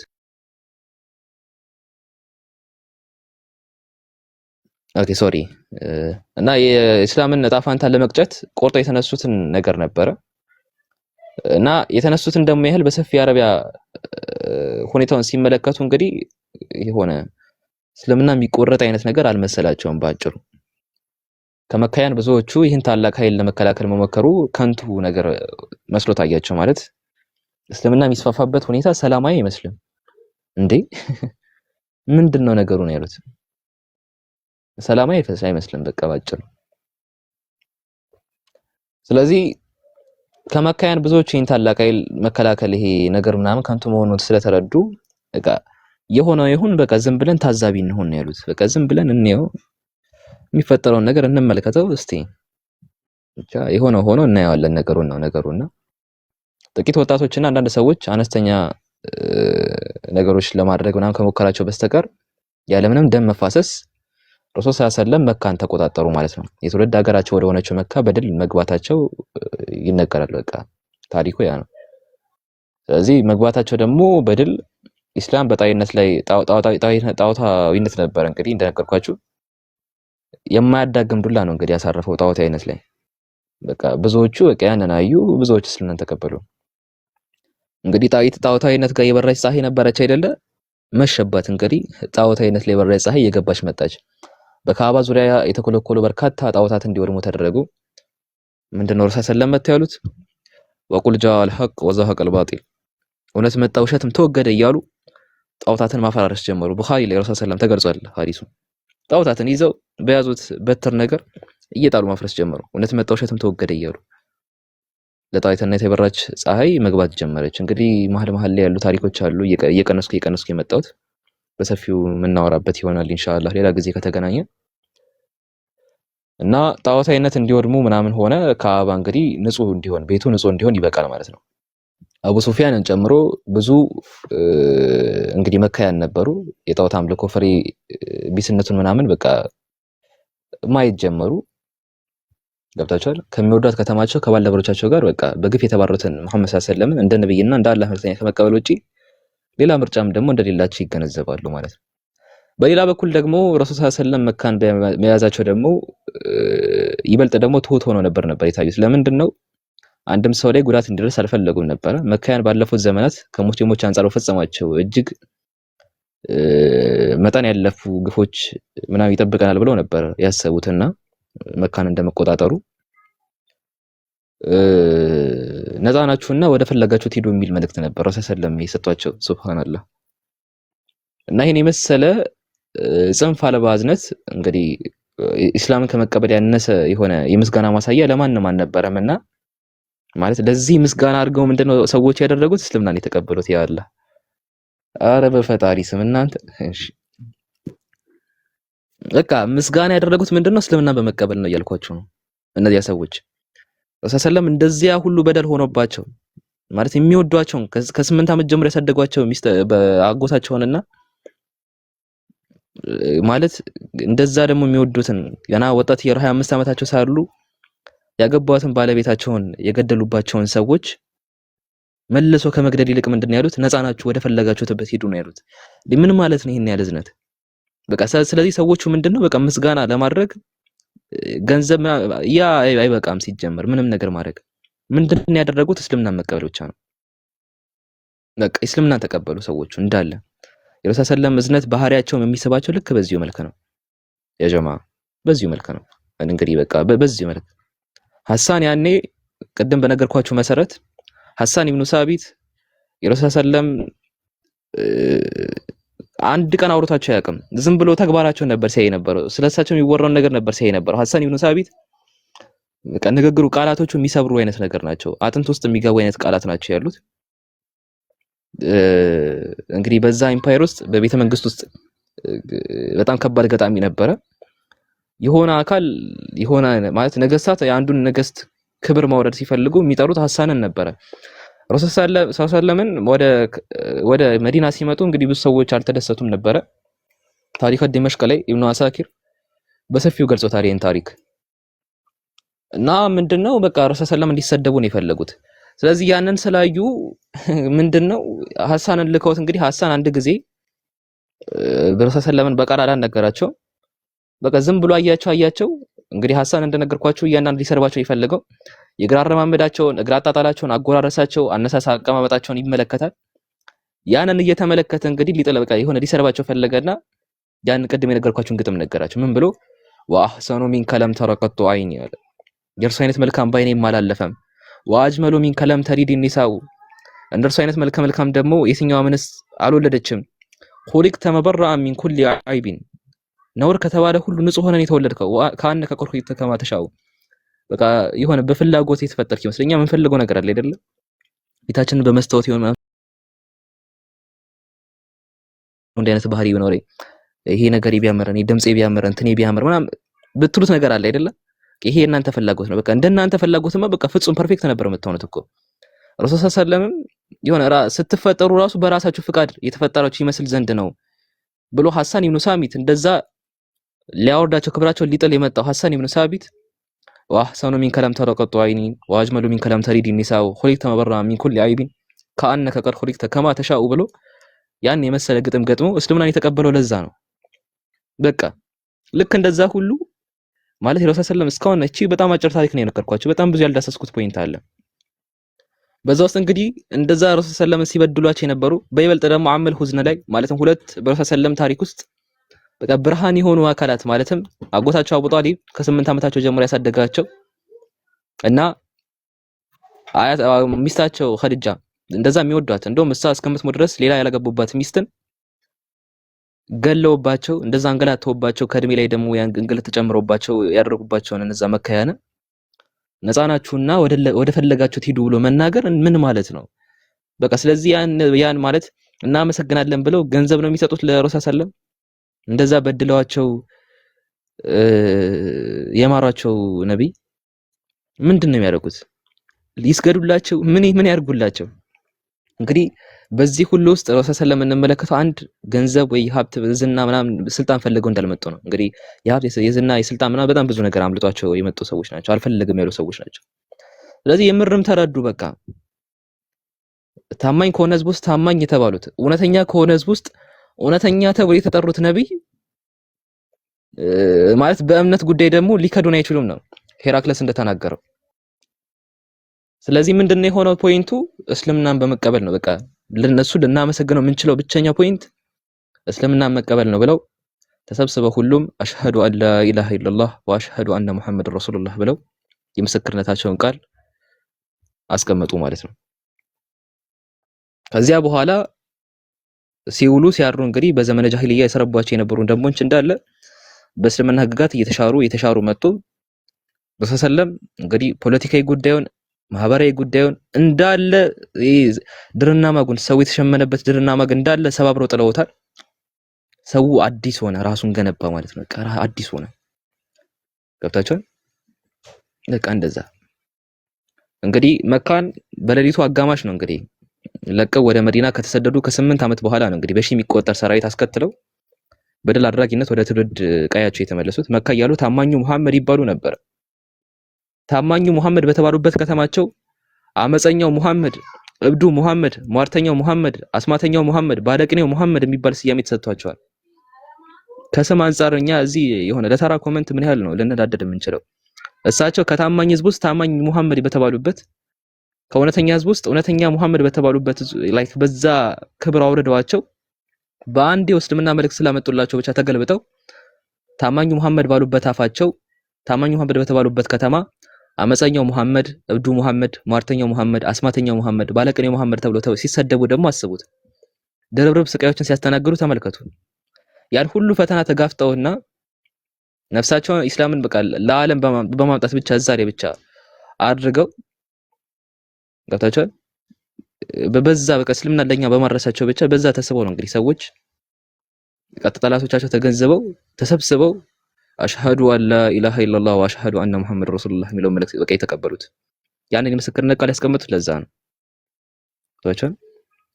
እዚህ በአይኖቻቸውም ደግሞ ስርም ኢስላም ከአረቢያ ምድር ወጥቶ ሀያላን አካላት ነበሩ እንግዲህ እና እነሱም ደግሞ ተገነዘቡ ማለት ነው። ማዘን የማይቻልበት ሀገር ውስጥ ነው ያለሁት። እነዚህ ልጆች ምን ወመን የተሰብስቡ ምንድነው የሚለኝ? እሺ እንጨርሰው ለማንኛውም። ስለዚህ ሌሎች ነገስታትም ሌሎች መንግስታትም በእነሱ መንበር ሲሰበክ ቆየ ማለት ነው። ሙስሊሞች እንግዲህ በታሪካቸው ሁሉ ይህን ሂደት ያስተውሉ ነበረ። በዓለም ላይ ስለሚመጣባቸው ስለሚሰጣቸው ስፍራ ሁሉም በክብር ያስቡታል እንግዲህ እና ምንድነው የምነግራችሁ እንግዲህ መካ በተከፈተችበት ወቅት ረሱል ሰለላሁ ዐለይሂ ወሰለም የ60 ዓመት አዛውንት ሆነው ነበረ። የ60 ዓመት አዛውንት ሆነው ነበረ። እስካሁንም ድረስ ደግሞ ያልተቋረጠ ወህይ ወይም ደግሞ ራእይ ነበረ። የእርሳቸው አባባሎች፣ ድርጊቶች ምናምን የተንጸባረቁበት ህይወት ዘይቤ ወይም ደግሞ ሐዲስ የሚባል ነገር ነበር። የኢስላምን ህገ ሸሪዓ ቅርጽና መልክ ማስያዝ ችለው ነበረ ረሱል ሰለላሁ ዐለይሂ ወሰለም እና ከእምነት አንጓዎች እስከ አምልኮ ስርዓት፣ አስተዳደርና የንግድ እንቅስቃሴ ለሁሉም ኢስላም በቂ መልስ ይዞ መጥቶ ነበረ። ረሱል ሰለላሁ ዐለይሂ ወሰለም እነዚህን የህገ ሸሪዓ አንጓዎች ባገኙበት አጋጣሚና ሁናቴ ለባልደረቦቻቸው ሲያሳውቁ ኖረው ነበረ። ይበልጡንም ደግሞ ካያችሁ በህይወት ዘመናቸው በጠራው የኢስላም ደንብ ውስጥ ደንብ መሰረት ውስጥ በፈጸሙት ብቸኛ የሐጅ ስርዓት አንድ ጊዜ ነው ያደረጉት። አላህ ያሳያችሁ እንግዲህ አላህ ያሳያችሁ አንድ ጊዜ ነው በህይወታቸው ሐጅን ያደረጉት። እንግዲህ እዚህ የመሰናበቻ ሐጅ የሚባል ነገር መጣ ማለት ነው። ሐጀተል ወዳ የሚባለው ያን ነገር አደረጉ። ረሱል ሰለም ሐጀተል ወዳ ብሎ አስቀመጡ። እንግዲህ እናንተ ሁላችሁም የተገኛችሁት ከአደም ዘር ነው። ከአደም ዘር ነው። አደም ደግሞ የተፈጠረው ከአፈር ነው። ከእናንተ ዘንድ ማለት አላህ ዘንድ በላጫችሁ ተቅዋ ያለው ነው ወይም ደግሞ አላህን የሚፈራው ነው። አረብ የሆነው አረብ ባልሆነው ላይ ብልጫ የለውም አላህን በመፍራት ቢሆን እንጂ፣ አረብ ያልሆነውም ደግሞ በአረቡ ላይ ብልጫ የለውም አላህን በመፍራት ቢሆን እንጂ የሚል መልእክትን አስተላለፉ። የእርሳቸው ሃይማኖታዊና ማህበራዊ ይዘት የተላበሰ መልእክት መላውን አረቢያ በማዳረስ በታሪክ ለመጀመሪያ ጊዜ አረቦችን አንድ አድርጎ ለአንድ ዓላማ በማሰለፍ ቻለ ማለት ነው። እስልምና የሚባል የህይወት መንገድ፣ እስልምና የሚባል የህይወት ፓዝ። ከዚያ ማለፍ ብለው ደግሞ በቢዛንታይን እና በፋርስ ግዛቶች ውስጥ ደቡባዊ ጫፍ ላይ እንግዲህ ያሉ ጎሳዎችን ደጋፊያቸው ማለት ችለው ነበር። ይህ እንቅስቃሴያቸው በሁለት ኃያላን ማለትም ብዙም ሳይታወቅ ደግሞ ቢቆይም ግን የኋላ ኋላ ደግሞ ኢስላምን ለሙሉ ግዛታቸው ደግሞ ዋጠው ማለት ነው። እንግዲህ መካን ከከፈቱና ጣዖታትን በማፍረስ ደግሞ ጣዖታትን በመጣል ደግሞ የእስላምን መሰረት ካኖሩ በኋላ ረሱል ሰለም ወደ መዲናቸው ይመለሳሉ። ከ8 ዓመታት በፊት የአውስና ኸዝረጅ ሰዎችን ወይም አንሳሮች የሚባሉት ቃል ኪዳን ፈጽመው ወደ መዲና ከገቡ በኋላ ያችን የበረሃ ገነት ወይም ኦሲስ የምትባለው እስከ ዕለተ ሞታቸው ድረስ አለቀቋትም ነበር። እንግዲህ ሙስሊሙ ኡማ ከእርሳቸው ሞት በኋላ ቢሆን እንኳን ኢስላምን የማስፋፋቱንና የአላህን ብርሃን ለሰው ዘር የማድረሱን ተግባር እንዲገፋበት ምኞታቸው ነበር። ስለዚህ ያንን እንዲያደርግም ደግሞ በቂ ሁኔታ ደግሞ ሲያዘጋጁት ቆይተው ነበር። እንግዲህ በ663 ድረስ የመጨረሻውንና ብቸኛውን የሐጅ ስርዓት ለመፈጸም በርካታ ህዝብ አስከትለው ወደ መካ ያቀናሉ። እዚያ ሲደርሱ ደሃና ሀብታም፣ ነጭና ጥቁር፣ የበላይና የበታች የሚባል ነገር ሳይኖር ተመሳሳይ ልብስ እንዲለብሱ ታዘዘ። ተመሳሳይ ልብስ ከለበሱ በሺ የሚቆጠሩ ጸሎተኞች እንዳለ ተሰብስበው ታሪካዊ ንግግራቸውን አሰሙ ማለት ነው። ምንድነው? ኦኬ ሶሪ አንድ ሙስሊም ለአንድ ሙስሊም ወንድም እንደመሆኑ አንዱ አንዱን እንዳይበደል፣ ሌላው ሌላውን እንዳይበደል፣ ሴቶችን በአክብሮት እንዲይዙና እነሱን ደግሞ እንዳይጨቁኑ ለበርካታ ዓመታት የዘለቀው እንደም የጎሳ ሽኩቻ ምናምን እርግፍ አድርገው ደግሞ እንዲተውትና ዘረኝነት ምናምን የሚባለው ይሄ የሆነ ጥግ የሚያዝና የሚባለው ነገር እንዲተው አስተማሩ፣ መከሯቸው። ይሄ ረጅም ዲስኩር ደግሞ ምናምን ባይሞት ታሪክ ምናምን አቻ ማይገለል ተደርጎ ምናምን እንደሚወሰድ ደግሞ እንዳለ ነገር እንዳለ በሞላ ተተው በቃ እንዳለ ወደ አንድ መንገድ ፓስ ጠሯቸው። በቃ ሐጀቱል ወዳ የሚባል አለ፣ ሙሉ ታሪክ አለ። እሱን ማንበብ የምትፈልጉ ካላችሁ ደግሞ እንደ አንድ ታሪክ ደግሞ ኢንሻአላህ እንመጣበታለን። ከመሰናበቻው ሐጅ በኋላ ነብዩ ሰለላሁ ዐለይሂ ወሰለም ወደ መዲና ይመለሳሉ። የእስላምን ነገር ያው እንግዲህ በደንብ እዛው መሪ እንደሆናቸው መደላደሉን ሲያጠባብቁ ሰነበቱ። እስላምን የተማሩ የመንን ጨምሮ ራቅ ወዳሉ የአረቢያ አካባቢዎች እንደሄዱና ሰዎችን ደግሞ እንዲያስተምሩ ተልእኮ ይሰጧቸው ነበር። ለምሳሌ እነ ሙዓዝን መጥቀስ ይቻላል። ረሱል ሰለላሁ ሙዓዝን የሚልኩበት ትህትናና መልእክቱን የሚያስይዙበት መንገድ ሱብሃንአላህ ሐዲሶችን ስትመለከቱ ቡኻሪ ላይ ታገኙታላችሁ፣ ሙስሊም ላይ ታገኙታላችሁ ሐዲስ እና መዲና የኢስላም እምብርት ነበረች። የመንግስታዊ አካልም ደግሞ መቀመጫ ነበረች። መንግስታዊ አካል ስላችሁ ኢስላሚክ ኪንግደም ነበር። እዚህ ከነብዩ ሰለላሁ ዐለይሂ ወሰለም ህልፈት በኋላም እንግዲህ በዛው ቀጥላለች ማለት ነው። እንግዲህ ይህ በእንዲህ እንዳለ ነብዩ ሰለላሁ ዐለይሂ ወሰለም በአንድ ወቅት መልእክት አስይዘው የሰደዱት ደግሞ ባልደረባቸው ነበር። መልእክቱን አድርሶ ሲመለስ የቢዛንታይን ክፍል የነበረች ሞታህ የምትባላለች በአሁን ዮርዳኖስ የምትባለው ቦታ ማለት ነው። ያኔ ሞታህ ነበር የምትባለው። ተገደለ፣ ሰውዬው ግድያ ተፈጸመበት። ተገደለ። በመሆኑም ያንን ለመቀበል የሚዘምት ሰራዊት ማዘጋጀት ያዙ ማለት ነው። 23 ዓመት የፈጀው የነብዩ ሰለላሁ ተልእኮ ታላቁን ቁርአንና የእሳቸውን የህይወት ዘይቤ ወይም ደግሞ ሱናህ የምንለውን ነገር በሐዲስ ተቀርጾ ባለበት ሁኔታ ለህዝበ ሙስሊሙ አበርክቷል። እንግዲህ ያንን ስትመለከቱ መዲና ከገቡ በኋላ ደግሞ የእስላማዊ መንግስቱና ቅርጹን ይዘቱን ምናምን ምን መምሰል እንዳለበት ለባልደረቦቻቸው አሳይተው ታላቁን ተጋድሎ ፈጽመዋል። እንግዲህ ቁርአን ሙሉ ለሙሉ ወርዶ ሲጠናቀቅ በአጥንት በብራና ሰሌን እና ሌላም ቁስ ላይ መጻፍ የሚችሉ ሰዎችን ጽፈው ሰንደው አስቀመጡት። ከሁሉም በላይ ግን በርካታ ቁጥር ያላቸው ሰዎች ደግሞ በአእምሯቸው ሸመደዱት፣ ሐፈዙት ማለት ነው። ስለዚህ ቁርአን ፕሪዘርቭ ሲደረግ በሁለት መንገድ ፕሪዘርቭ ተደረገ። አንደኛው በጽሁፍ ደረጃ የመጣ ሲሆን ሁለተኛው ደግሞ ኦራሊ በሂፍዝ ደረጃ በጣም ብዙ ሐፊዞች ነበሩ። እንግዲህ ቅድመ ኢስላም አረቦች የነበራቸው ረጃጅም ግጥሞች በቃል የመሸምደድ ተሰጥኦ ነበራቸው። እንግዲህ በግጥም ደረጃ በጣም ስለ አረቢያ ሌላ ጊዜ በነገራችሁ ደስ ይለኛል። ዛሬ በነገራችሁ ደስ ይቀር ሌላ ጊዜ ሰፊ ደግሞ እንሄድበታለን። ረጅም ግጥም የመሸምደድ ተሰጥቷቸውን ለምን አዋሉት? ለቁርአን አዋሉት ማለት ነው። የነብዩን ሰለላሁ ዐለይሂ ወሰለም አባባሎች፣ ድርጊቶች ሌሎች ሲፈጽሟቸው አይተው ደግሞ የተሰሙባቸው ድርጊቶች ደግሞ እንደ ቁርአኑ ሁሉ በየመጻፍቱ ሰፍረውና ለኛ ተደጉሰው ለትውልድ እንዲተላለፍ ደግሞ ማድረግ ተቻለ ማለት ነው። በዚህ ሁሉ ምክንያት የተነሳ የነብዩ ሰለላሁ ዐለይሂ ወሰለም ተልእኮ ወደ ፍጻሜው መቃረቡን የሚያሳዩ በርካታ ምልክቶች መታየት ጀመሩ። በይበልጥም ደግሞ ቀጣዩ የቁርአን አንቀጽ ላይ በግልጽ ደግሞ አንጸባረቀ ማለት ነው ሐሳቡን። ሱረቱል ማኢዳ ላይ ተገለጸ። በቃ የመጨረሻው አንቀጽ መጣ። ምን አለ አምላካችን አላህ ዛሬ ሃይማኖታችሁን ለእናንተ ሞላሁላችሁ፣ ጸጋዬንም በእናንተ ላይ ደግሞ ፈጸምኩላችሁ፣ ለእናንተም ኢስላምን ከሃይማኖት በኩል ወደድኩላችሁ ብሎ አምላካችን አላህ መልእክትን ሰጣቸው። ነብዩ ሰለላሁ ዐለይሂ ወሰለም በ632 ድልደት ታመው ቁጭ አሉ። በመጀመሪያ ላይ እንደ ራስ ምታት ተኩሳት የሚመስል ህመም ነበር ያደረባቸው። ዋላ ደር ሲል ደግሞ ቆሞ መራመድ ሁሉ እንዲሳናቸው ሆነ። የእድሜ ጉዳይ ነው። መስጊድ ተገኝተው የጀማዓ ሰላት ማሰገድ ባልቻለው ጊዜ ደግሞ ውድ ጓደኛቸው ነበሩ። እንግዲህ ከወንዶች የመጀመሪያው እስልምና የተቀበለ አቡበከር መጀመሪያ አካባቢ እንደነገርኳችሁ ነበረ። እሱ እንዲያሰግዱ ያደርጉ ነበረ። የመጨረሻዎቹን ቀናቶቻቸውን በተወዳጃቸው ሚስት ነበራቸው። እንግዲህ አይሻ በጣም የሚወዷት ሚስት ነበረቻቸው። እሳቸው ነበረች፣ አይሻ ነበረች። እሷ ቤት ማሳለፍ ቀጠሉ። ከእርሷ ቤት ጋር ደግሞ ግዳ ብቻ የሚለየው ደግሞ መስጂድ ነበረ። ሰዎች ሶላት ሲሰግዱ መጋረጃውን ገለብ እያደረጉ በማየት አላህን ያመሰግኑ ነበር። ሱብሃንአላህ። ከዚያ በኋላ የመጣው ነገር ምንድነው? የምር ነበረ። ምንድነው የምር ነበር ስላችሁ ሞት የሚባለው ነገር ተወዳጁን የሰው ዘር ሁሉ ፈርጥ የሆኑትን ረሱል ሰለላሁ ዐለይሂ ወሰለም ሊጎበኛቸው ግድ ሆነ ማለት ነው። በመጨረሻም በአይሻ ቤት ሆነው ሳለ ረሱል ሰለላሁ ዐለይሂ ወሰለም